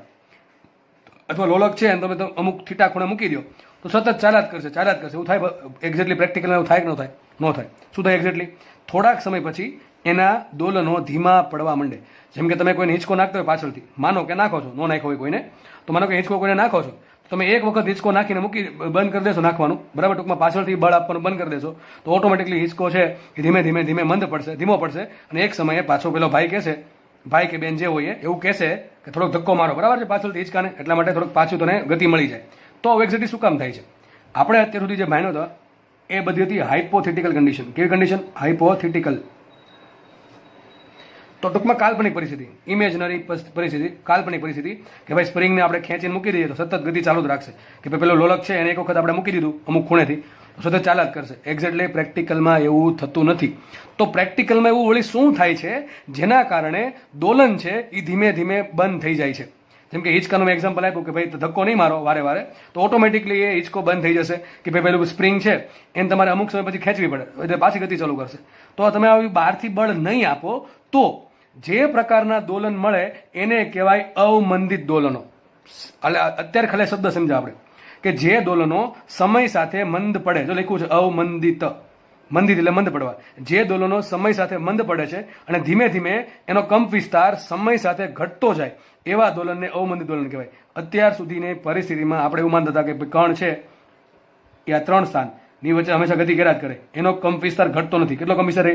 પ્લસ એ અને માઇનસ એ. ટૂંકમાં આની વચ્ચે હંમેશા ગતિ ચાલુ રાખે છે, બળ મળે કે ના મળે બહારથી સતત હંમેશા ગતિ ચાલુ રાખે છે. પણ એક્ઝેક્ટલી આ વસ્તુ ખોટી છે. ખોટી એટલે કે પ્રેક્ટિકલ માટે આવું થતું નથી. આ ક્યારે થાય? આ તો જ થાય કે જો તમે ઘર્ષણ બળને અવગણી નાખો તો, કે સિસ્ટમ પર કોઈ પણ પ્રકારનું ઘર્ષણ બળ, કોઈ પણ પ્રકારનું અવરોધક બળ, રેઝિસ્ટન્સ ફોર્સ લાગતું ના હોય તો આ કન્ડિશન સાચી, બાકી ખોટી. એક્ઝેક્ટલી આપણે પ્રેક્ટિકલની વાત કરીએ તો પ્રેક્ટિકલમાં કોઈક ને કોઈક પ્રકારનું રેઝિસ્ટિવ ફોર્સ અથવા રેઝિસ્ટન્સ ફોર્સ અથવા ફ્રિક્શનલ ફોર્સ લાગતું જ હશે કે જેથી તમારા દોલનો ધીમે ધીમે મંદ પડશે અને એ ટાઈપના દોલનો કહેવાય ડેમ્પ્ડ ઓસિલેશન. ટૂંકમાં આપણે જે ભણીએ છીએ થોડુંક પ્રેક્ટિકલ તરફ જઈએ છીએ. પ્રેક્ટિકલમાં એક્ઝેક્ટલી શું છે? ચલો, તો તમને એ તો ખબર પડી કે અવમંદિત દોલન કોને કહેવાય? કે જે દોલનોમાં કંપ વિસ્તાર ધીમે ધીમે સમય સાથે ઘટતો જાય છે એવા દોલનોને અવમંદિત દોલન કહેવાય. ચલો, હવે તમને ખબર છે અત્યાર સુધી આપણે જે દોલન ભણ્યા હતા એમાં મેં તમને કીધું હતું સ્પ્રિંગમાં સિસ્ટમ આપણે આ પ્રમાણે દર્શાવતા હતા. સ્પ્રિંગ હોય કે ન હોય આપણે આ પ્રમાણે દોલનો દર્શાવતા હતા. પરંતુ હવે આપણા જે અવમંદિત દોલનો છે એને આ પ્રમાણે દર્શાવશું. માનો એક ખાલી વિચારવાનું છે, આવું એક્ઝેક્ટલી આવું દર વખતે હોય એવું જરૂર નથી. માનો એક સ્પ્રિંગ છે, એની જોડે એક વજન લટકાયું સ્મોલ એમ, બરાબર છે, અને નીચે આ જે દળ છે એની નીચે બીજું કંઈક, માનો કે સળીઓ લગાડીને નીચે એક તકતી ચિપકાઈ દીધી આપણે, અથવા કોઈ વસ્તુ ચિપકાઈ દીધી છે અને એ તકતીને પાણી ભરેલા અથવા આજે કોઈ પ્રવાહી છે, લિક્વિડ છે, એ લિક્વિડ ભરેલા લિક્વિડમાં રાખેલી છે, બરાબર છે. આજે પ્રવાહી જે ભર્યું છે એની અંદર આ વસ્તુને રાખેલી છે. માનો કે તમે આજે પદાર્થ છે સ્મોલ એમ દળ, માનો કે આને કોઈ દળ નથી, એટલે થોડુંક દળ છે માનવાનું છે, એક્ઝેક્ટલી દળ વગર વસ્તુ જ ના હોય, પણ માનો કે સિસ્ટમમાં મેન મોસ્ટલી દળ બધું અહીંયા જ છે. હવે તમે આને દળ, આ જે દળ છે એને તમે બહારથી બળ આપશો, એફ બળ. ચલો, એફ બળ આપણે આપ્યું, શું થશે? ધીમે ધીમે દોલન સ્ટાર્ટ થશે. માનો કે તકતી ન હોય તો આપણે એવું માનશું કે દોલન સતત ચાલુ જ રહે છે. આપણે એવું માનશું કે કોઈ પણ પ્રકારના અવરોધક બળ વગર આ દોલન સતત ચાલ્યા જ કરે છે, બરાબર. આ રીતે ચાલ્યા જ કરે છે. સ્પ્રિંગમાં દોલનમાં કોઈ ફરક પડતો નથી એવું આપણે માની લઈએ. પરંતુ તકતી છે, શું થશે? તકતી છે એ કોના કોન્ટેક્ટમાં છે? પાણીના કોન્ટેક્ટમાં છે અથવા કોઈ લિક્વિડના કોન્ટેક્ટમાં છે. તો લિક્વિડ શું કરે? ધક્કો, એના પર શું લગાડે? રેઝિસ્ટન્સ ફોર્સ લગાડશે. એને જો ઉપર જવું હોય તો ઉપર વ્યવસ્થિત જવા દેશે નહીં, કારણ કે એને આ બધું પ્રેશર સહન કરવું પડે. આની ઉપર જે પણ વસ્તુ છે એનું પ્રેશર સહન કરવું પડે. તો ધીમે ધીમે ધીમે ધીમે અને બીજું બળ લાગે. કયું બળ લાગે? ઉત્પ્લાવક બળ. તમને ખબર છે ઉત્પ્લાવક બળ શું છે? બરાબર છે. ફ્લુઇડ મિકેનિક્સમાં ડિટેલમાં ચર્ચા કરેલી બાયોન્સી ફોર્સની. તો આમાં ટૂંકમાં ઘણા બધા બળ લાગશે. બીજું કયું બળ લાગે? શાંતા બળ પણ લાગે. ટૂંકમાં હવે બધા વિવિધ પ્રકારના અવરોધક બળ લગવાનું સ્ટાર્ટ થઈ જશે. તમે વિચારી શકો છો કે આ દોલનો છે એ જો આ તકતી ન ચોટાડી હોત તો ધીમે ધીમે આમને ચાલુ રહે, બરાબર. અવરોધક બળની અસર સતત ચાલુ રહે. પરંતુ હવે તકતી લગાડી છે એના કારણે જે અવરોધક બળ ઉત્પન્ન થયા એ શું કરશે? ગતિનો વિરોધ કરે. તો આપણને ખબર છે ધીમે ધીમે દોલનો મંદ પડશે અને અમુક સમય પછી દોલનો સાવ બંધ થઈ જશે.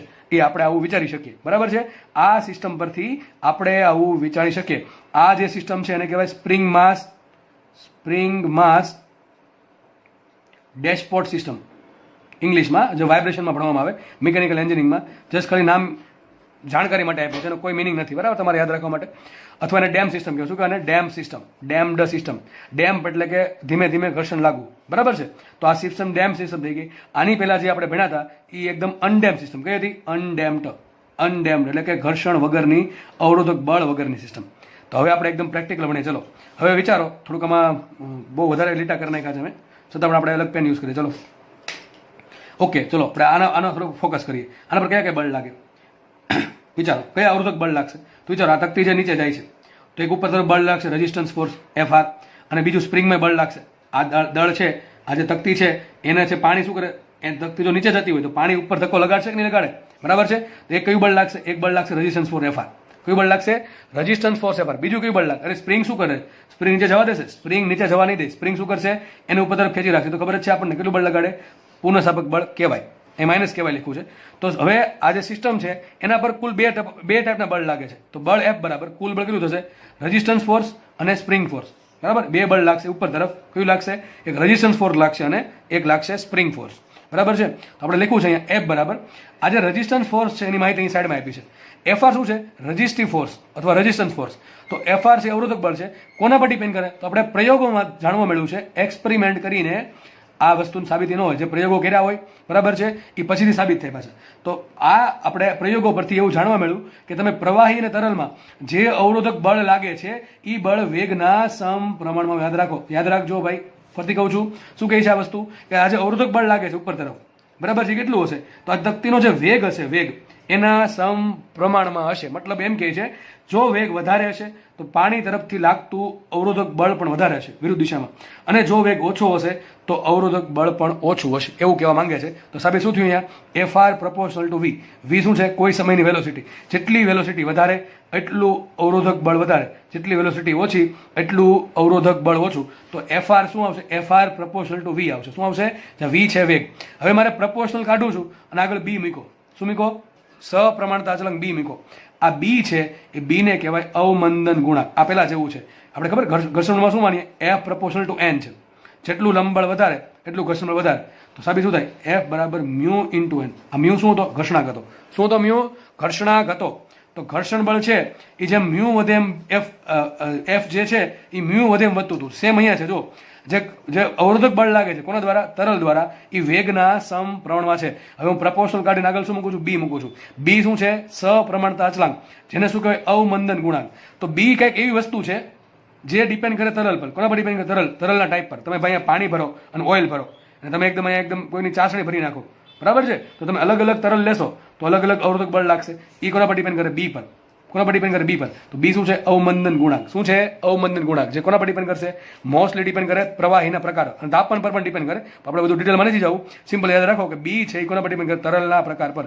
જેવું તરલ તમે મૂકશો અહીંયા કન્ડિશનમાં એના આધારે B નક્કી થશે.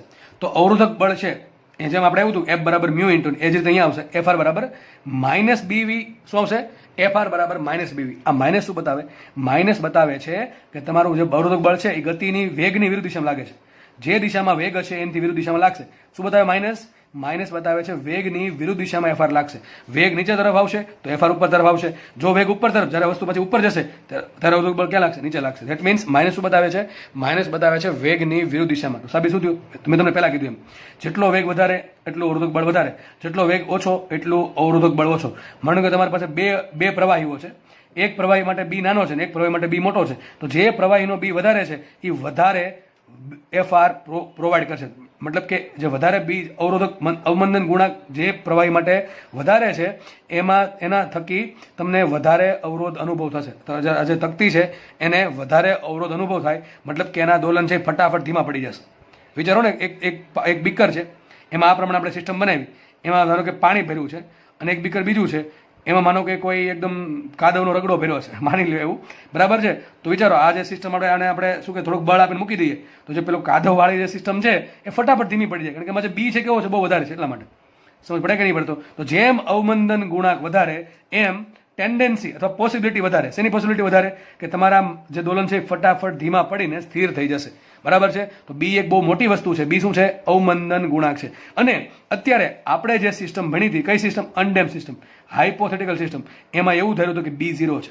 સિસ્ટમમાં જે અવરોધક બળ છે એ કેટલું છે, 0 છે. જો B 0 હોય તો કોઈ અવરોધક બળ નહીં હોય, સતત દોલન ચાલુ જ રહેશે. આપણે માનો કે હિંચકો લાગે છે, હિંચકામાં ઘણા બધા અવરોધક બળ લાગતા હોય. તો મેન બળ કોનું લાગે, કોનું બળ લાગે, વિચારો કોનું બળ લાગશે. એક તો પેલા હવાનું જ બળ લાગશે, અવરોધક બળ લાગે. તમે જે દિશામાં ગતિ કરશો એનાથી વિરુદ્ધ દિશામાં તમને હવા તમારા ફેસ પર લાગતી છે, અનુભવ થાય, બરાબર છે. તો આવા ઘણા બધા અવરોધક બળ લાગતા હોય છે અલગ અલગ સિસ્ટમમાં. તો B જેટલો મોટો એટલો અવરોધક બળ મોટું. ચલો આપણે આગળ વધીએ.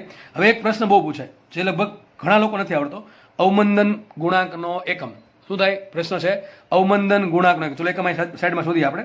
તો FR બરાબર આવશે B ઇન્ટુ V. ખબર પડી ગઈ? મૂલ્ય શું લખાય? FR બરાબર BV. તો B બરાબર શું આવશે? FR by V. જો જેટલો વેગ, ટૂંકમાં B તો આના વેગ પર ડિપેન્ડ ના કરે, પણ આપણે માની શકીએ કે ભાઈ વેગ વધે એમ B ઘટે. જો કે એવું હોય નહીં, અને FR હોય FR વધે એમ B વધે, પણ એવું હોય નહીં. હકીકત B થી ડિસાઇડ થાય. જેટલું B વધારે હશે એટલું અવરોધક બળ વધારે હશે. સોરી, અહીંયા આ પ્રમાણે આવશે. જેટલું B વધારે છે એટલું અવરોધક બળ વધારે છે ને એટલો વેગ ઓછો હશે, એવું કહી શકાય. બરાબર છે? પણ તમે વેગથી ને FR થી B ની કિંમત છે નક્કી ના કરી શકો. B ફિક્સ જ હોય તરલ માટે. આગળ વધીએ આપણે. તો બીનું સૂત્ર શું આવશે? FR by V. તો ચલો આગળ વધીએ આપણે. FR શું છે? અવરોધક બળ છે. તો અવરોધક બળનો એકમ શું થાય? ન્યૂટન. બળનો એકમ ન્યૂટન થાય. પછી કોઈ પણ પ્રકારનું બળ હોય. નીચે શું છે? વેગ છે. તો વેગનો એકમ થાય મીટર પર સેકન્ડ. ચલો બળને શું કહેવાય? કિલોગ્રામ મીટર પર સેકન્ડ સ્ક્વેર. કઈ રીતે? F બરાબર ma. m એટલે કિલોગ્રામ, a એટલે મીટર પર સેકન્ડ સ્ક્વેર, અને છેદમાં શું આવશે? મીટર પર સેકન્ડ. ચલો મીટર ઉડી ગયા. અહીંયા નીચે સેકન્ડ સ્ક્વેર છે, અહીંયા સેકન્ડ છે, હજી એક સેકન્ડ વધે, જે નીચે હશે શું થઈ જશે? કિલોગ્રામ પ્રતિ સેકન્ડ. ઘણા લોકો નથી આવડતો એકમ. આવડશે નહીં જો આ વાંચવું નહીં હોય તો. શું બને એનો MLT? m1l0t-1. શું બને? m1l0t-1. નીટ વાળા ભાઈ લોકો ખાસ યાદ રાખજો. તમારા 45 પ્રશ્નોમાંથી લગભગ 1 થી 2 પ્રશ્નો, એકાદો પ્રશ્ન તો MLT પર હોય જ છે. અને એમાં એવું નહીં સીધું પૂછે કે ભાઈ લંબાઈનો MLT લખો. એવા લોકો મૂર્ખા નથી. તમને આવી જ રાશિઓ પૂછશે જે તમને લગભગ નહીં આવડતી હોય. તો અવમંદન ગુણાંકનું MLT અને એકમ તમારા માટે IMP. 4 માર્ક્સ સીધા રોકડા આવશે આનથી. બરાબર છે? એકમ યાદ નથી રાખવાનું, આપણે યાદ રાખવાનું છે આ FR બરાબર BV. શું યાદ રાખવાનું છે? FR બરાબર BV. એના પરથી એકમ મેળવવાનું. તો આપણે ઘણી બધી ચર્ચા કરી લીધી F વિશે, V વિશે અને B વિશે. બરાબર? ચલો કિંમત મૂકીએ આપણે અહીંયા. તો આપણે મેન અહીંયા હતા. તો જે બળ લાગતું હતું સિસ્ટમ પર, કુલ બળ કયું બળ હતું? એક તો અવરોધક બળ હતું અને એક હતું સ્પ્રિંગનું બળ. ચલો તો F બરાબર લખાય FR પ્લસ F સ્પ્રિંગ. શું આવશે? રેઝિસ્ટન્સ ફોર્સ પ્લસ સ્પ્રિંગનું ફોર્સ. તો કુલ F શું આવશે? F બરાબર આવશે FR બરાબર શું લખ્યું મેં? Minus BV. માઇનસ શું કામ આવ્યા? કારણ કે જે રેઝિસ્ટન્સ ફોર્સ છે એ વેગની વિરુદ્ધ દિશામાં છે, અને સ્પ્રિંગનું ખબર જ છે માઇનસ શું કામ આવે છે? સ્પ્રિંગનું માઇનસ એટલા માટે આવે કે જે દિશામાં સ્થાનાંતર થાય એનાથી વિરુદ્ધ દિશામાં સ્પ્રિંગનું બળ લાગે, એટલે અહીંયા પણ માઇનસ આવશે. તો કુલ બળ કેટલું આવશે? એક કામ કરીએ, આપણે અલગ પેજમાં લખીએ. તો આપણે આટલું જોયું કે તંત્રનું કુલ બળ F is equal two F કોનું લાગશે? રેઝિસ્ટન્સ ફોર્સ લાગશે. રેઝિસ્ટન્સ ફોર્સ લાગશે કોનું? તરલ દ્વારા. અને એક લાગશે સ્પ્રિંગ દ્વારા. સ્પ્રિંગ પોતાની મૂળ અવસ્થામાં રહેવા માટે જે પ્રયત્ન કરે એને કહેવાય પુનઃસ્થાપક બળ. તો લખાશે F બરાબર શું આવશે? ચલો રેઝિસ્ટન્સ ફોર્સ કેટલું હશે? માઇનસ BV પ્લસ સ્પ્રિંગનું કેટલું બળ હશે? Minus KY. Y દિશા છે એટલે આપણે Y લીધું છે, X હોય તો X લેવાનું. તો F બરાબર આવશે માઇનસ BV ને માઇનસ KY. તો આપણે F ને શું લખી શકીએ? MA લખી શકીએ. F બરાબર આવશે MA બરાબર શું આવશે? Minus BV minus KY. એટલે ખબર પડી ગઈ? એક કામ કરીએ, આ બધું આ બાજુ લાવો તો શું થશે? અહીંયા MA, એને શું લખવા? લખાય d2/dt². હવે એમ નહીં પૂછે સર આ ક્યાંથી આવ્યું? A બરાબર શું થાય? dV/dt. અને A બરાબર શું થાય? d2y/dt². આગળ ભણાવેલું છે. પ્લસ આ પદ આખો આ બાજુ આવશે BV પ્લસ આ પદ આવશે KY બરાબર શું આવશે? આ બાજુ 0 આવશે. શું આવશે? આ બાજુ 0 આવશે. ચલો આગળ વધીએ આપણે. તો લખાશે શું? m into d2y/dt² plus B એમને રાખવું. આ V ને શું લખાય? dy/dt. શું લખાય? વેગ બરાબર dy/dt આપણને ખબર છે, પ્લસ KY બરાબર 0. આખું સમીકરણ Y સ્વરૂપે આવી ગયું. અને આને કહેવાય અવમંદિત દોલનનું સમીકરણ IMP. આગળ આપણે જે જોયું હતું એ હતું સરળ આવર્ત ગતિનું સમીકરણ. જોકે આ પણ સરળ આવર્ત ગતિ જ છે, પરંતુ પ્રોબ્લેમ ક્યાં છે? આમાં અવરોધક બળ છે. આ જે સમીકરણ હતું કયું હતું? તમને યાદ હશે, આવું કંઈક હતું d2y/dt² પ્લસ ω2y બરાબર 0. હમણાં આના પર આપણે આવશું. એક કામ કરીએ, જુઓ બે આખા આ જે સમીકરણ છે બધાને m વડે ભાગી નાખું. સમીકરણ શું બનશે? આવું બનશે d2y/dt² plus b/m into dy/dt plus k/m into y is equal to 0. સમજ પડે કે ના પડે? 0 ભાંગ્યા m કરો 0 જ થશે. ટૂંકમાં દરેક પદને મેં શેના વડે ભાંગી નાખ્યું? સ્મોલ m વડે ભાંગ્યું. તો સાબિત શું થયું? d2y/dt² plus b/m into dy/dt plus k/m ને શું કહેવાય? યાદ હશે તમને, k/m ને કહેવાય ω². કઈ આવૃત્તિ? પ્રાકૃતિક આવૃત્તિ. અને ω0 કહી દઈએ. શું કહી દઈએ? ω0. તો k/m બરાબર અહીંથી આવ્યું હતું. હજુ અહીંથી અવરોધક અવમંદન ગુણાંક ન હોય, અવરોધક બળ ના હોય ત્યારે એકદમ આ પ્રમાણે ગતિ થાય. એનું સમીકરણ શું થાય? d2y/dt² પ્લસ ω2y બરાબર 0. એમાં જે ω² છે એને મેં તમને કીધું હતું, યાદ રાખવાનું. શું કહેવાય? પ્રાકૃતિક કોણીય આવૃત્તિ. શું થશે? પ્રાકૃતિક કોણીય આવૃત્તિ. ટૂંકમાં k/m ને શું કહેવાય? ω0². તો લખું છું અહીંયા ω0²y બરાબર 0. આવી ગયું સમીકરણ. તો આ થઈ ગયું તમને અવમંદિત દોલનનું સમીકરણ. તમારે યાદ રાખવાનું છે. અથવા યાદ રાખો, આ એમ વાળું યાદ નહીં રાખતા, આ યાદ રાખજો, d square over d square plus b by m d y by d t plus k by m into y રાખો અથવા ઓમેગા સ્ક્વેર વાય રાખો, એ પણ સાચું છે. હવે એક કામ કરીએ, જો આ કોનું સમીકરણ છે? અવમંદિત દોલનનું સમીકરણ. ધેટ મીન્સ આમાં અવરોધક બળ લાગે છે. જો અવરોધક બળ ના હોય, અવરોધક બળ ના હોય, કોઈ પણ પ્રકારનું અવરોધક બળ ના હોય, ધેટ મીન્સ શું સાબિત થયું? બી બરાબર કેટલા હશે? 0. ભાઈ જે બી શું બતાવે છે? અવરોધ બતાવે છે. જેમ આપણું મ્યુ શું બતાવે?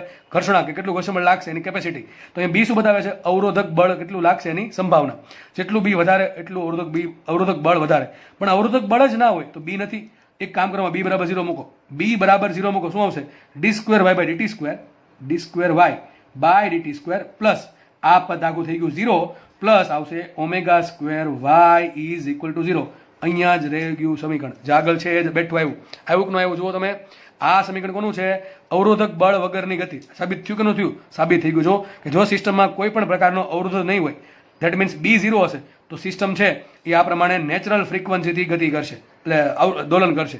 બરાબર છે? જે આપણે આગળ ભણ્યા હતા એ જ સમીકરણ છે. હકીકત મેન સમીકરણ આ છે. મેન સમીકરણ આ છે. એમાં જો બી 0 મૂકવામાં આવે, એટલે કે સિસ્ટમ એકદમ કેવી હોય? એકદમ અવરોધક બળ વગરની સિસ્ટમ હોય, તો એનું સમીકરણ આવશે આ રીતે. જે આપણે અત્યાર સુધી જે અભ્યાસ કર્યો છે એ આનો આપણે અભ્યાસ કર્યો છે. સ્પ્રિંગ હોય કે સાદું લોલક હોય કે જે આપણે પ્રવેગ જોયો, વેગ જોયો, બધું જ આના આધારે આપણે જોયેલું. બરાબર છે? તો અવમંદિત દોલન સમીકરણ અહીંયા તમારી સામે છે.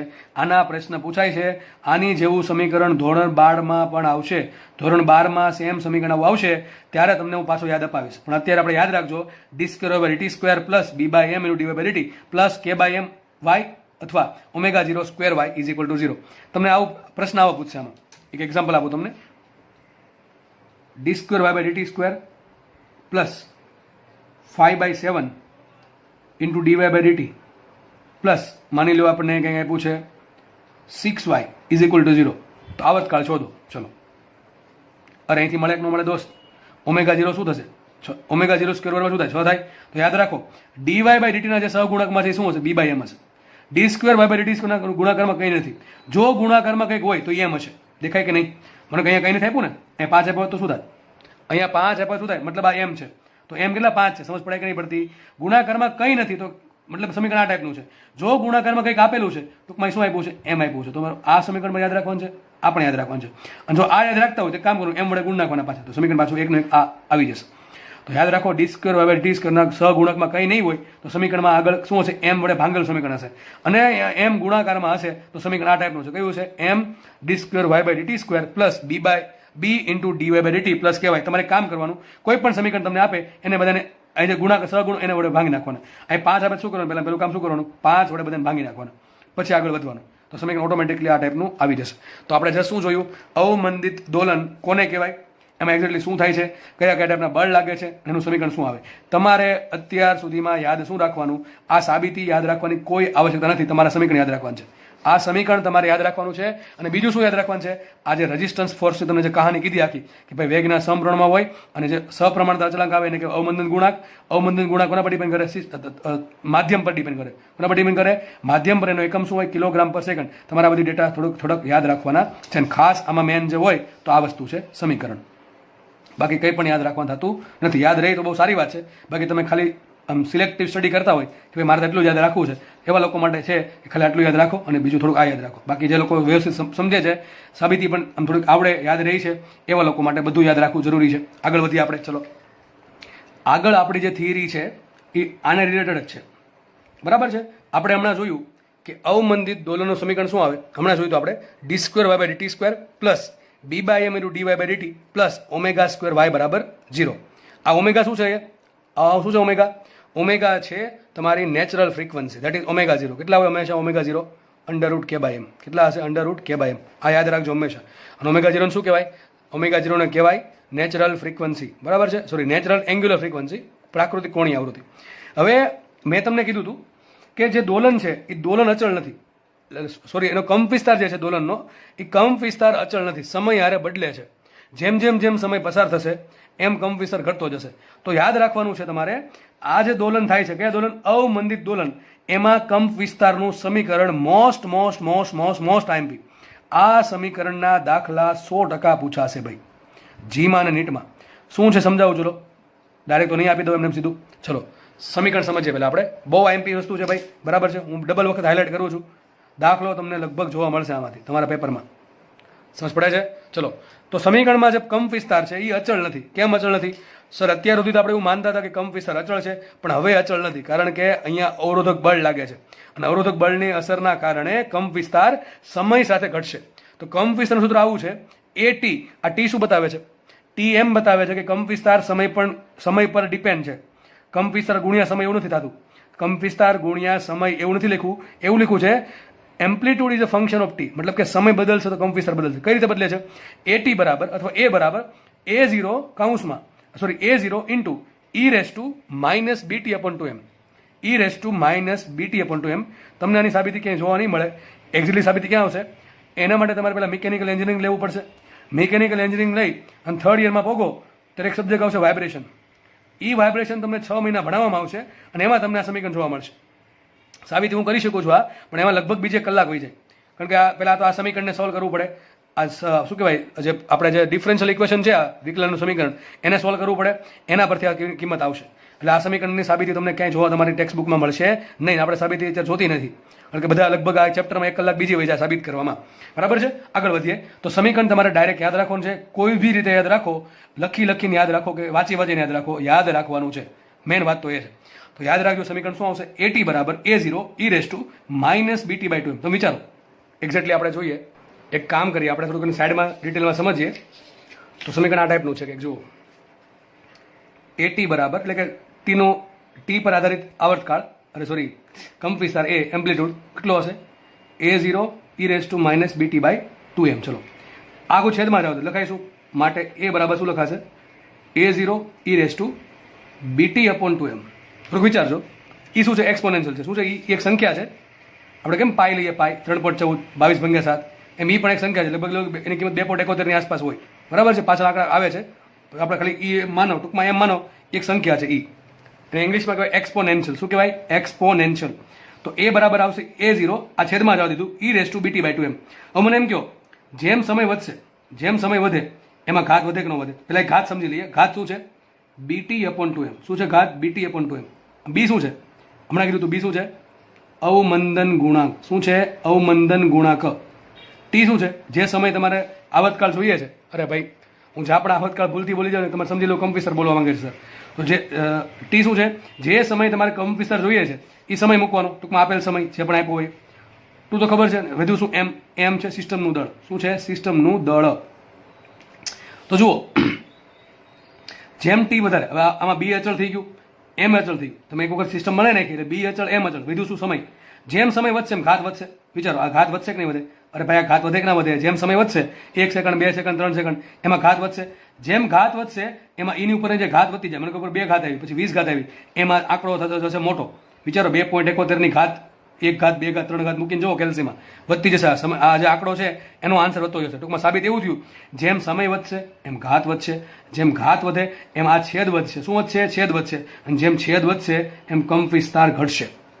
સમજ પડી ગઈ? તો જેમ સમય વધે એમ કંપ વિસ્તાર ઘટે. હવે પ્રશ્ન રહ્યો, સર આ A0 શું છે? What is A0? ચલો હું એમ કહું, શરૂઆતમાં કંપ વિસ્તાર, તમે કોઈ હિંચકો નાખો છો, હિંચકો જ્યારે તમે એક ધક્કો માર્યો, ફિક્સ ધક્કો, ત્યારે તમે જેમ માનો કે આપણે વિચારીએ આપણે કે હિંચકો છે, અહીંથી કોઈને હિંચકો નાખો છો, શરૂઆતમાં જે તમે કંપ વિસ્તાર લીધો, તમે આટલો કંપ વિસ્તાર લીધો છે, તો આ A0 છે. શરૂઆતમાં જેટલો કંપ વિસ્તાર આપો છો, માનો કે હિંચકો નાખો, વસ્તુ અહીંયા પહોંચી. હવે જ્યારે રિટર્ન થશે તો માર્ગમાં શું આવ્યું? એને વચ્ચે અવરોધક મીડિયમ આવ્યું. બરાબર? અવરોધક માધ્યમ આવે છે.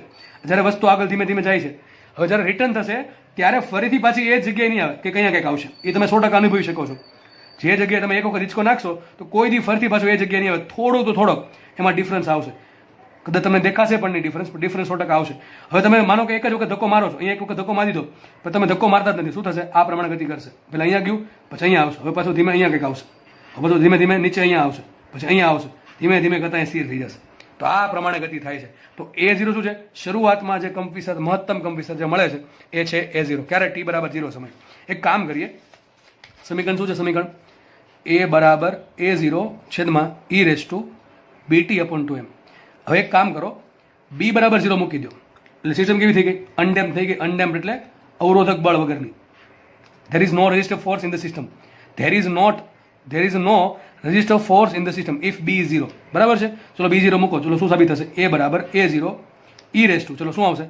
બી 0 મૂકો તો આખી ઘાત 0 થઈ જશે, તો એની 0 ઘાત, એની 0 કોઈ પણ ની 0 ઘાત શું એક હોય તો શું સાબિત થયું? એ 0 છેદમાં 1, ધેટ ઇઝ એ બરાબર એ 0. આમાં સમય આવતો જ નથી, સમય વધ્યો જ નહીં. તો આ પ્રકારે સિસ્ટમમાં આપણે શું માન્યું હતું? અત્યાર સુધી જે માનતા હતા ને કે સ્પ્રિંગ છે એ સતત ગતિ કર્યા જ કરે, આ પ્રકારની સિસ્ટમ કે મધ્ય બિંદુ છે, ઉચ્ચતમ બિંદુ છે, નિમ્નતમ બિંદુ છે, સતત સિસ્ટમ ગતિ કર્યા કરે. આ પ્રમાણે આપણે અત્યાર સુધી જે ભણ્યા છીએ એ આગળના લેક્ચર્સમાં એ આ પ્રમાણે સિસ્ટમ હતી, જેમ કે બી બરાબર 0 હોય, પરંતુ અહીંયા બીની થોડીક તો વેલ્યુ હશે જ તે, એટલે ધીમે ધીમે તમારો કંપ વિસ્તાર છે એ ઘટવાનો છે, એ પાકો છે. શું છે? કંપ વિસ્તાર ધીમે ધીમે ઘટશે. મેં તમને બતાવ્યું સમય વધે એમ કેમ કંપ વિસ્તાર ઘટે. ચલો તો મેન સૂત્ર શું આવ્યું? સમય આધારિત કંપ વિસ્તાર શું આવ્યો? એટી બરાબર એ 0 ઈ raise to minus b t by 2 m તમારે યાદ રાખવો જરૂરી છે. બીજી વાત, જેમ દળ મોટું હોય એમ શું થાય? જેમ દળ મોટું એમ ઘાત નાની એમ છેદ નાનો, તો કંપ વિસ્તાર ધીમે ધીમે ઘટશે. સમજ પડે છે કે નહીં? ઓકે, ચલો આગળ વધીએ. બીજી વાત કરવાની છે દોલનની આવૃત્તિ. તમારે બે વસ્તુ યાદ રાખવાની છે, એક તો કંપ વિસ્તાર અને એક દોલનની આવૃત્તિ. જો આપણે દોલનની આવૃત્તિ ઓમેગા નથી, આ તો પ્રાકૃતિક આવૃત્તિ છે. તમારો હિંચકો છે એ માનો કે સતત ગતિ ચાલુ રાખતો હોય, આ પ્રમાણે કોઈ પણ પ્રકારનું અવરોધક બળ ના હોય તો એ કેટલી આવૃત્તિથી ભ્રમણ કરશે? ઓમેગા 0 થી. કેટલું હોય? Under root k by m. પરંતુ એના પર અવરોધક બળ લાગે છે એટલે એના દોલન ધીમે ધીમે મંદ પડશે. દોલન ધીમે ધીમે મંદ પડશે તો એની આવૃત્તિ ઓમેગા 0 નહીં હોય, દોલનની આવૃત્તિ ઓમેગા 0 નહીં હોય. કઈ હશે? ઓમેગા છે. અને ઓમેગાનું સૂત્ર આવું કંઈક છે, યાદ રાખવું જરૂરી છે, k by m minus b square upon 4m². આવું સૂત્ર છે એનું. જો બી 0 મૂકી દો તો સૂત્ર શું આવી જશે? Under root k by m, આન જેટલું જ આવી જશે. પણ અહીંયા બી છે એટલે આવૃત્તિ હંમેશા ઓમેગા 0 કરતાં ઓછી હશે. જો ભાઈ બી 0 હોય તો કેટલી આવૃત્તિ હોય? k બાય m, એટલે ઓમેગા 0 જેટલી આવૃત્તિ થઈ. પણ બી ની કિંમત કંઈક છે તો આવૃત્તિ કંઈક k બાય m માંથી બાદ થઈને આવશે. That is omega is always less than omega 0. કોના કેસમાં? અવમંદિત દોલનના કેસમાં. તમને પ્રશ્ન પૂછાય અવમંદિત દોલનની આવૃત્તિ કેટલી? તો ઓમેગા આવશે. તમને એમ કહે અવમંદિત દોલનમાં બી બરાબર 0 હોય તો કેટલી આવૃત્તિ? ઓમેગા 0. અત્યાર સુધી આપણે જે આવૃત્તિ ભણ્યા ઓમેગા બરાબર under root k by m, એ આવૃત્તિ કઈ હતી? એ આવૃત્તિ પ્રાકૃતિક આવૃત્તિ. એ ક્યારે જોવા મળે? અવરોધક બળ ન લાગે તો. પ્રેક્ટિકલમાં કઈ આવૃત્તિ હશે? ઓમેગા હશે. તો ઓમેગા 0 માં ઓમેગામાં કન્ફ્યુઝ થવું નહીં. અત્યારે જે દોલન થશે ધીમે ધીમે મંદ પડશે એ ઓમેગા આવૃત્તિ ધરાવતા હશે, પરંતુ અવરોધક બળ જ નહીં હોય, બરાબર છે. અનડેપ્ડ સિસ્ટમ માટે કેટલી આવૃત્તિ હોય? ઓમેગા બરાબર under root k by m હશે. તો બેમાં ડિફરન્સ છે. સાચી કઈ છે? સાચી આ છે. એટલે પ્રેક્ટિકલમાં આપણને આ જોવા મળે, ઓમેગા બરાબર under root k by m minus b square upon 4m². સૂત્ર લખવા સિવાય કોઈ રસ્તો જ નથી યાદ રાખવા માટે, બરાબર છે. બાકી અત્યારે યાદ રહેશે પછી ભૂલાઈ જાય. ચલો તો આપણને બે વસ્તુ મળી ગઈ. સમય આધારિત કંપ વિસ્તાર કેટલો મળશે? એ બરાબર એ 0 ઈ raise to minus b t by 2m. અને દોલનની આવૃત્તિ કેટલી મળી? Omega dash. શું લખ્યું છે ને? Omega dash. કેટલી મળશે? Under root k by m minus b square upon 4m². આ વેલ્યુ ક્યાંથી આવે? આ સમીકરણ સોલ્વ કરીને આવે. આ સમીકરણ સોલ્વ કરશો એના માટે તમને આ વેલ્યુ આવશે. અને તમે હવે આપણે વાયનું સમીકરણ લખીએ. વાય શું છે? સ્થાન. વાયનું સમીકરણ શું આવે? અત્યાર સુધી આપણે વાયનું સમીકરણ શું ભણતા હતા? વાય બરાબર A sine omega T plus phi. આપણે આવું ભણતા હતા, જેમાં વાય બદલતો હતો, એ અચળ હતો, ઓમેગા અચળ હતું, ફાઈ અચળ હતું. સમય બદલતો હતો, સમય બદલતો એમ વાય બદલતો. પણ હવે દોલન ધીમા પડે છે તો સમીકરણ આવું આવશે, વાય બરાબર એની જગ્યાએ એટી આવશે. શું આવશે? એટી. એટલે કે કંપ વિસ્તાર અચળ નથી, કંપ વિસ્તાર અચળ નથી. ધારો કે સાઇન જ આવે છે, સાઇન લઈએ. ઓમેગા શું થાય? આ પ્રાકૃતિક આવૃત્તિ. ઓમેગા 0 શું થાય? Under root k by m. પણ હવે નહીં આવે, શું આવશે? ઓમેગા ડેશ આવશે. શું આવશે? Omega dash. તમારે લખવાનું શું પડે? ટી આર કઈ આવૃત્તિ ગુણાકારમાં લેવાની? જે આવૃત્તિથી દોલન થાય છે એ આવૃત્તિ ગુણાકારમાં લેવી પડે. આપણે સાદી સિસ્ટમ હોય અવરોધ વગરની, એમાં આપણે શું મૂકીએ? ઓમેગા મૂકીએ. ઓમેગા શું થાય? Under root k by m. પણ અહીંયા શું આવશે? Omega dash. કારણ કે અવમંદિત દોલનના કેસમાં આવૃત્તિ કઈ છે? ઓમેગા આવે. એટલા માટે શું આવશે? Omega dash T plus phi. આ સમીકરણ આવ્યું તમારું શેનું? અવમંદિત દોલનનું. ચલો આમાં વાય અચળ નથી, સમયાર બદલે છે. એટી પણ અચળ નથી, સમયાર બદલે છે. ઓમેગા ડેશ છે એ સમયાર નથી બદલતા. જો ઓમેગા ડેશ સમયાર નથી બદલતા, પરંતુ એની કિંમત ઓમેગા 0 કરતા ઓછી છે. એટલે સાબિત થઈ ગયું. વાયનું સમીકરણ શું આવશે? વાય બરાબર A T sine omega dash T plus phi. એમાં ધીમે ધીમે જેમ સમય જશે એમ વાય પણ બદલશે, અને જેમ જેમ સમય જશે એમ તમારો કંપ વિસ્તાર ધીમે ધીમે ઘટતો જશે. હવે કંપ વિસ્તાર ઘટશે તો વાય પણ ઘટશે. સીધી વાત છે કે નહીં? એક તો વાય છે બે ઉપર ડિપેન્ડ કરે, કંપ વિસ્તારના આધારે પણ બદલશે અને સાઇનના આધારે એટલે કે ટીના આધારે પણ બદલશે. સમજ પડે કે નહીં પડતી? હવે આપણે લાસ્ટ થિયરીમાં વસ્તુ બાકી છે એ છે આપણે આલેખ દોરવાનો છે. શું કરવાનું છે? આલેખ દોરવાનો છે. કોનો આલેખ દોરશું?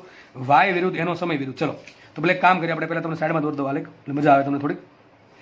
તો પેલા આપણે એનો આલેખ દોરીએ, એ વિરુદ્ધ સમયનો. આપણે તમને હમણાં જોયું હતું કે ભાઈ એ બરાબર શું થાય? એ બરાબર થાય એ 0 છેદમાં ઈ raise to BT by 2m. બરાબર? અથવા આમે લખી શકો એ બરાબર એ 0 ઈ raise to BT by 2m. સમજો, જેમ સમય વધશે એમ તમારો એ ઘટતો જશે. શરૂઆતમાં એ કેટલો હોય? A0 હોય તો ટૂંકમાં આલેખ અહીંથી સ્ટાર્ટ થશે. શરૂઆતમાં t બરાબર 0 સમયે કમ્પવિસર કેટલો હોય? A0 હોય. જેમ જેમ જેમ જેમ સમય વધશે એમ તમારો કમ્પવિસર ઘટશે. યાદ રાખો, જ્યારે પણ ઈના આધારે વસ્તુ ઘટતી હોય તેનો આલેખ વ્યસ્ત જેવો, ટૂંકમાં આવો આલેખ આવશે. યાદ રાખી લેજો આ ભાઈ, આવો આલેખ આવશે. માનો કે આપણે નીચે પણ દોરીએ, આપણે આ કેમ નીચે આવ્યું સાહેબ? અરે દોલન આમ થાય કે ન થાય? આમ થાય, પછી આમે થાય કે નહીં? ટૂંકમાં એક દિશા ધન લો, એક દિશા ઋણ લેવી પડે, તો એનો આલેખ પણ આવો જ આવશે. ટૂંકમાં જે કંપ વિસ્તાર છે એ આ પ્રમાણે ઘટશે. યાદ રાખજો, ઈનો આલેખ આવો આવશે હંમેશા. ઈનો આલેખ હંમેશા આવો આવશે. ઈના આધારે વસ્તુ ઘટ્યું તો આલેખ આવો આવશે. ઈના આધારે વસ્તુ વધ્યું તો આલેખ આવો આવશે. જેમ કે આ પ્રમાણે સમીકરણ હોત, a બરાબર a0 e⁻bt/2 એમ પ્લસ વધ ઉપર પ્લસમાં, મતલબ શું થયો? જેમ ઘાત વધે એમ આ વસ્તુ વધે, એમ વસ્તુ વધશે એમ એ વધે, તો આલેખ આ પ્રમાણે આવે. સીધો આલેખ આપણે પેલો પરવલય જેવો આલેખ આવશે. અને માઇનસ એટલા માટે આલેખ જેમ સમય વધશે એમ વસ્તુ ઘટેલો આલેખ આ ટાઈપનો આવ્યો. બરાબર છે? તો આ તમને કોનો આલેખ મળી ગયો? એનો આલેખ મળી ગયો. તમને પ્રશ્ન પૂછાય કે અવમંદિત દોલનના કેસમાં કંપ વિસ્તારનો આલેખ સમય વિરુદ્ધ શું આવે? આ ટાઈપનો આલેખ આવશે. હવે એવું જરૂર નથી દર વખતે તમને નીચેનો આલેખ આપી દે. તમને આવો પણ પ્રશ્ન, આવો પણ આલેખ આપી દે ખાલી સિમ્પલ. સાચો છો ભાઈ, કે તને નીચે જ નતું આપ્યું? અરે નીચે નો આપ્યું કઈ વાંધો નહીં, બરાબર છે? એક આપ્યું તો ચાલે, નીચે નો આપ્યું તોય ચાલે, ઉપર નો આપ્યું તોય ચાલે. તો આ મને કોનો આલેખ મળી ગયો? તમને કંપ વિસ્તારનો આલેખ મળ્યો. ચલો અમારે y નો આલેખ દોરવો છે. તો y બરાબર શું છે? y છે at sin omega dash t plus 5. at ની કિંમત શું હોય? a0 e⁻bt/2. તો ઘણી વખત સમીકરણ આવું પણ મળે, sin omega dash t plus 5. સમજ પડે છે? તો જો y છે એ કંપ વિસ્તારના કારણે પણ ઘટશે, એટલે કે બદલાવ આવશે, અને y છે એ સાઇન જેવું બનશે, સાઇનોસોઇડલ વેવ બનશે. કેવું બનશે? Sinusoidal wave. ટૂંકમાં y અત્યાર સુધી શું હતું? અત્યાર સુધી y શું હતું? y બરાબર હતું a sin omega t plus 5. ટૂંકમાં એ તો અચળ હતો, તો y ખાલી સાઇનના આધારે બદલતો હતો. ટૂંકમાં આવો આલેખ હતો. તમને ખબર છે y નો આલેખ આ રીતે હતો. એમાં કંપ વિસ્તાર મહત્તમ હતો, પણ બદલતો નહોતો સમય હારે, બરાબર? પણ અહીંયા જો ઊંધું છે. અહીંયા y છે એ બે વસ્તુના આધારે બદલશે. એક તો કંપ વિસ્તારના કારણે બદલશે અને સાઇનના કારણે પણ બદલશે. એનો આલેખ આવો આવશે, y નો આલેખ. ઘટતું જશે y, ધીમે ધીમે ધીમે ધીમે y ઘટતું જશે આ રેન્જમાં, છેલ્લે થઈ જશે 0. બરાબર? તો બે આલેખ અહીંયા તમને વ્યવસ્થિત દોરીને બતાવી દઉં. ચલો, તો આલેખ તમારે યાદ રાખવાના છે. આ કોનો આલેખ છે? આ એનો આલેખ છે, અને આ કોનો આલેખ છે? y નો આલેખ છે. સાપ સીડી જેવો લાગે છે. ચલો આગળ વધીએ. તો આપણે અહીંયા આપણે દોરી દઈએ આલેખ. પહેલા કોનો દોરશું આપણે? પહેલા દોરશું આપણે, ચલો એનો આલેખ દોરશું. તો એનો આલેખ કેવો આવશે? જુઓ, એ બરાબર શું આવશે? a બરાબર a0 e⁻bt/2 એમ છે, એટલે એક્સપોનેન્શિયલી ઘટશે. ટૂંકમાં આલેખ આ ટાઈપનો કંઈક આવશે. બરાબર છે? નીચે પણ સેમ આલેખ આ ટાઈપનો કંઈક આલેખ આવશે. ખબર પડી ગઈ? ઓકે, ચલો હવે આપણે દોરીએ કોનો? કંપ વિસ્તારનો આલેખ. ચલો સોરી, y નો આલેખ. તો y બરાબર શું છે? y બરાબર at, અથવા આખું પદ મૂકી દઉં, a0 e⁻bt/2 M into sine omega dash t plus 5. તો y છે એ a0 આધારિત, આ ટૂંકમાં આના આધારિત બદલશે અને સાઇનના આધારે પણ બદલશે. ટૂંકમાં સાઇન જેવો આલેખ આવશે. આ જો સાઇન જેવો આલેખ છે. કોનો આલેખ છે? સાઇનનો આલેખ. પણ ઘટતું જાય છે. ઘટતું શું કામ જાય છે? એ ઘટતો જાય છે એટલા માટે. તો આ પ્રમાણે આલેખ આવશે. કોનો આલેખ થઈ ગયો? y નો આલેખ. તમને બે આલેખ પૂછી શકે કે y નો આલેખ શું હોય અવમંદનના કેસમાં, અને એનો આલેખ શું હોય. એક સમય પછી 0 થઈ જશે. તો આ જે આલેખ છે, આ આલેખ બ્લુ કલરની લાઇનમાં આલેખ એ છે એનો આલેખ, અને જે ગ્રીન કલરની લાઇનમાં જે આલેખ છે એ છે y નો આલેખ. બરાબર? એક નાનકડી વાત બાકી છે, બરાબર? એ જસ્ટ પૂરી કરી દો, 1 મિનિટ થશે તો તમને આ બધી વસ્તુ ખબર પડી ગઈ. ઓમેગા ડે શું છે? જે આવૃત્તિથી દોલન થાય છે, અને એટી શું છે એ પણ તમને ખબર પડી ગઈ. મેં તમને સમજાવી દીધું છે કે b બરાબર 0 લેવામાં આવે તો અહીંયા શું થઈ જશે? b 0 થશે, તો ઓમેગા ડેશ થઈ જશે √k/m. એટલે કેટલી થઈ જશે? સરળ આવર્ત ગતિની આવૃત્તિ કેટલી થઈ જશે? પ્રાકૃતિક આવૃત્તિ જેટલી. હવે બીજી આગળ વાત કરી દઈએ, ખાલી એક નાનકડી વાત. તમને ખબર છે કે આપણે પ્રાકૃતિક જે દોલન થતા હતા, પ્રાકૃતિક દોલનો, એમાં કુલ ઉર્જા કેટલી હતી? Half k². કેટલી હતી? Half k². તમને ખબર છે એનો તમને આલેખ તમને ખબર છે, સમય આધારિત આ પ્રમાણે સીધી લાઈન આવતી હતી. ગતિ ઉર્જા સ્થિતિ ઉર્જા બદલતી હતી, પણ કુલ ઉર્જા બદલતી નથી. કારણ શું એનું? કે પણ અચળ હતો ને એ પણ અચળ હતું. હવે આ જે સિસ્ટમ છે, કઈ સિસ્ટમ? અવમંદિત દોલનની સિસ્ટમ. એમાં કે તો અચળ છે, પણ કંપ વિસ્તાર બદલે છે. શું બદલે છે? કંપ વિસ્તાર બદલે છે. એટલે યાદ રાખજો, અવમંદિત દોલનના કેસમાં ઉર્જા છે, કોની? દોલનની ઉર્જા, એ અચળ નથી. કઈ ઉર્જાની વાત થાય છે? કુલ ઉર્જાની વાત થાય છે. કુલ ઉર્જા અચળ નથી. ચલો કેટલી હોય? તો આપણે સૂત્ર આ જ આવશે, હાફ k ઇન્ટુ a². પણ અહીંયા એ કયો લેવો પડે? એ લેવો પડશે. મેન આપણો જે સમય પર આધારિત છે આ લેવો પડશે. હવે ફરીથી કહી દઉં છું, અત્યાર સુધી આપણે જે ગતિ ઉર્જા, સ્થિતિ ઉર્જા, એના આધારે કુલ ઉર્જા જે લેતા હતા સૂત્ર શું હતું? હાફ કે સ્ક્વેર. એમાં કે અચળ હતો, એ અચળ હતું, એટલે કુલ ઉર્જા અચળ હતી. પણ અહીંયા જે દોલન થાય છે એમાં કંપ વિસ્તાર બદલે છે, એટલે કુલ ઉર્જા અચળ નહીં હોય. તો સૂત્ર શું આવશે? હાફ કે ઇન્ટુ જે તમારે કંપ વિસ્તાર છે એ મૂકી દેવાનો. કેટલો કંપ વિસ્તાર હોય? 80 નો વર્ગ. શું આવશે? અહીંયા શું આવશે સૂત્ર? એન જગ્યાએ શું મૂકી દેશું? 80 નો વર્ગ. હવે 80 શું છે વિચારો? 80 શું છે? હાફ કે ઇન્ટુ 80 નો વર્ગ કરો, શું થાય? A0 સ્ક્વેર ઇન્ટુ e−bt/2 એમ આખાનો વર્ગ. આવું થશે. 80 નો વર્ગ બરાબર A0 નો સ્ક્વેર અને આનો આખાનો વર્ગ. અને નીચે માઇનસ, અહીં 2 ઘાત છે, ઉપર 2 ઘાત છે, 2 ઘાત ઉડી ગઈ. શું વધશે? આવું વધશે. 80 નો વર્ગનો આન્સર આવો આવશે, A0 સ્ક્વેર e−bt/m. શું આવશે? e−bt/m. તો ચલો મૂકી દીધું. શું આવશે સૂત્ર? હાફ કે એમને રાખીએ તો half k into A0 square into આ પદ વધારાનું આવ્યું. કેટલું આવ્યું? e−bt/m. હવે આમાં b બરાબર 0 મૂકી દો. b બરાબર 0 મૂકી દો તો શું આવશે? e ની 0 ઘાત. e ની 0 ઘાત થાય 1 તો શું સૂત્ર આવી ગયું? મેન સૂત્ર હાફ કે. આને જેવું સૂત્ર આવી જશે. સમજ પડે કે નહીં પડતી? તો યાદ રાખજો, અવમંદિત દોલનના કેસમાં જે કુલ ઉર્જા છે એ પણ અચળ નથી, એ ધીમે ધીમે ઘટશે. એનો આલેખ કેવો આવશે? જેવો આલેખ એનો છે એવો જ આલેખ ઈનો આવશે. કે આ ટાઈપનો આલેખ આવશે. અહીંયા ઈ છે, અહીંયા ટી છે, તો આલેખ સેમ ટુ સેમ આ પ્રમાણે આવશે. જાતે દોરી નાખો, મેં નથી દોર્યો, આમાં તમે દોરી નાખો, બરાબર? આ રીતે દોરી નાખો. તો યાદ રાખજો, અવમંદિત દોલનના કેસમાં શું અચળ નથી? કંપ વિસ્તાર અચળ નથી અને કુલ ઉર્જા પણ અચળ નથી. અને ધીમે ધીમે વાય પણ ઘટતું જાય છે સમય સાથે, દેખાય છે આપણને. તો આ એકદમ મસ્ત થિયરી છે. થિયરી તમારે લખીને પાકી કરવી પડશે તો જ આવડશે. જેટલા બી સૂત્ર આવ્યા છે, આગળના સૂત્ર, અહીંયા જે સૂત્ર આવ્યા છે એ વ્યવસ્થિત સમજીને પાકે કરવાના છે તો જ દાખલા આવડશે, બરાબર? એમાં 4 માર્ક રોકડા આવશે. દાખલા આપણે ગણશું, દાખલા એકદમ ઇઝી છે, પણ સૂત્ર આવશે તો જ દાખલા આવડશે. એટલે 4 માર્ક જો રોકડા કરવા હોય તો વ્યવસ્થિત થિયરી વાંચવી. તમને થિયરીમાંથી કોઈ પણ પ્રશ્ન પૂછાઈ શકે, એકદમ નાનકડો પ્રશ્ન પણ પૂછાઈ શકે જે તમને ડાયરેક્ટલી 4 માર્ક આપી શકે છે. અને ખાસ યાદ રાખજો, ઈનો આલેખ પણ આવો જ આવશે, આની જેવો જ, બરાબર? તો અહીંયા સુધી લેક્ચર રાખીએ. નેક્સ્ટ લેક્ચરમાં આપણે આ ચેપ્ટરનો છેલ્લી થિયરી ડિસ્કસ કરશું, ધેટ ઇઝ પ્રણોદિત દોલનો. બરાબર, આગળ વધીએ. લેક્ચર જોવા બદલ બધાને ખૂબ ખૂબ આભાર, ધન્યવાદ, જય હિન્દ.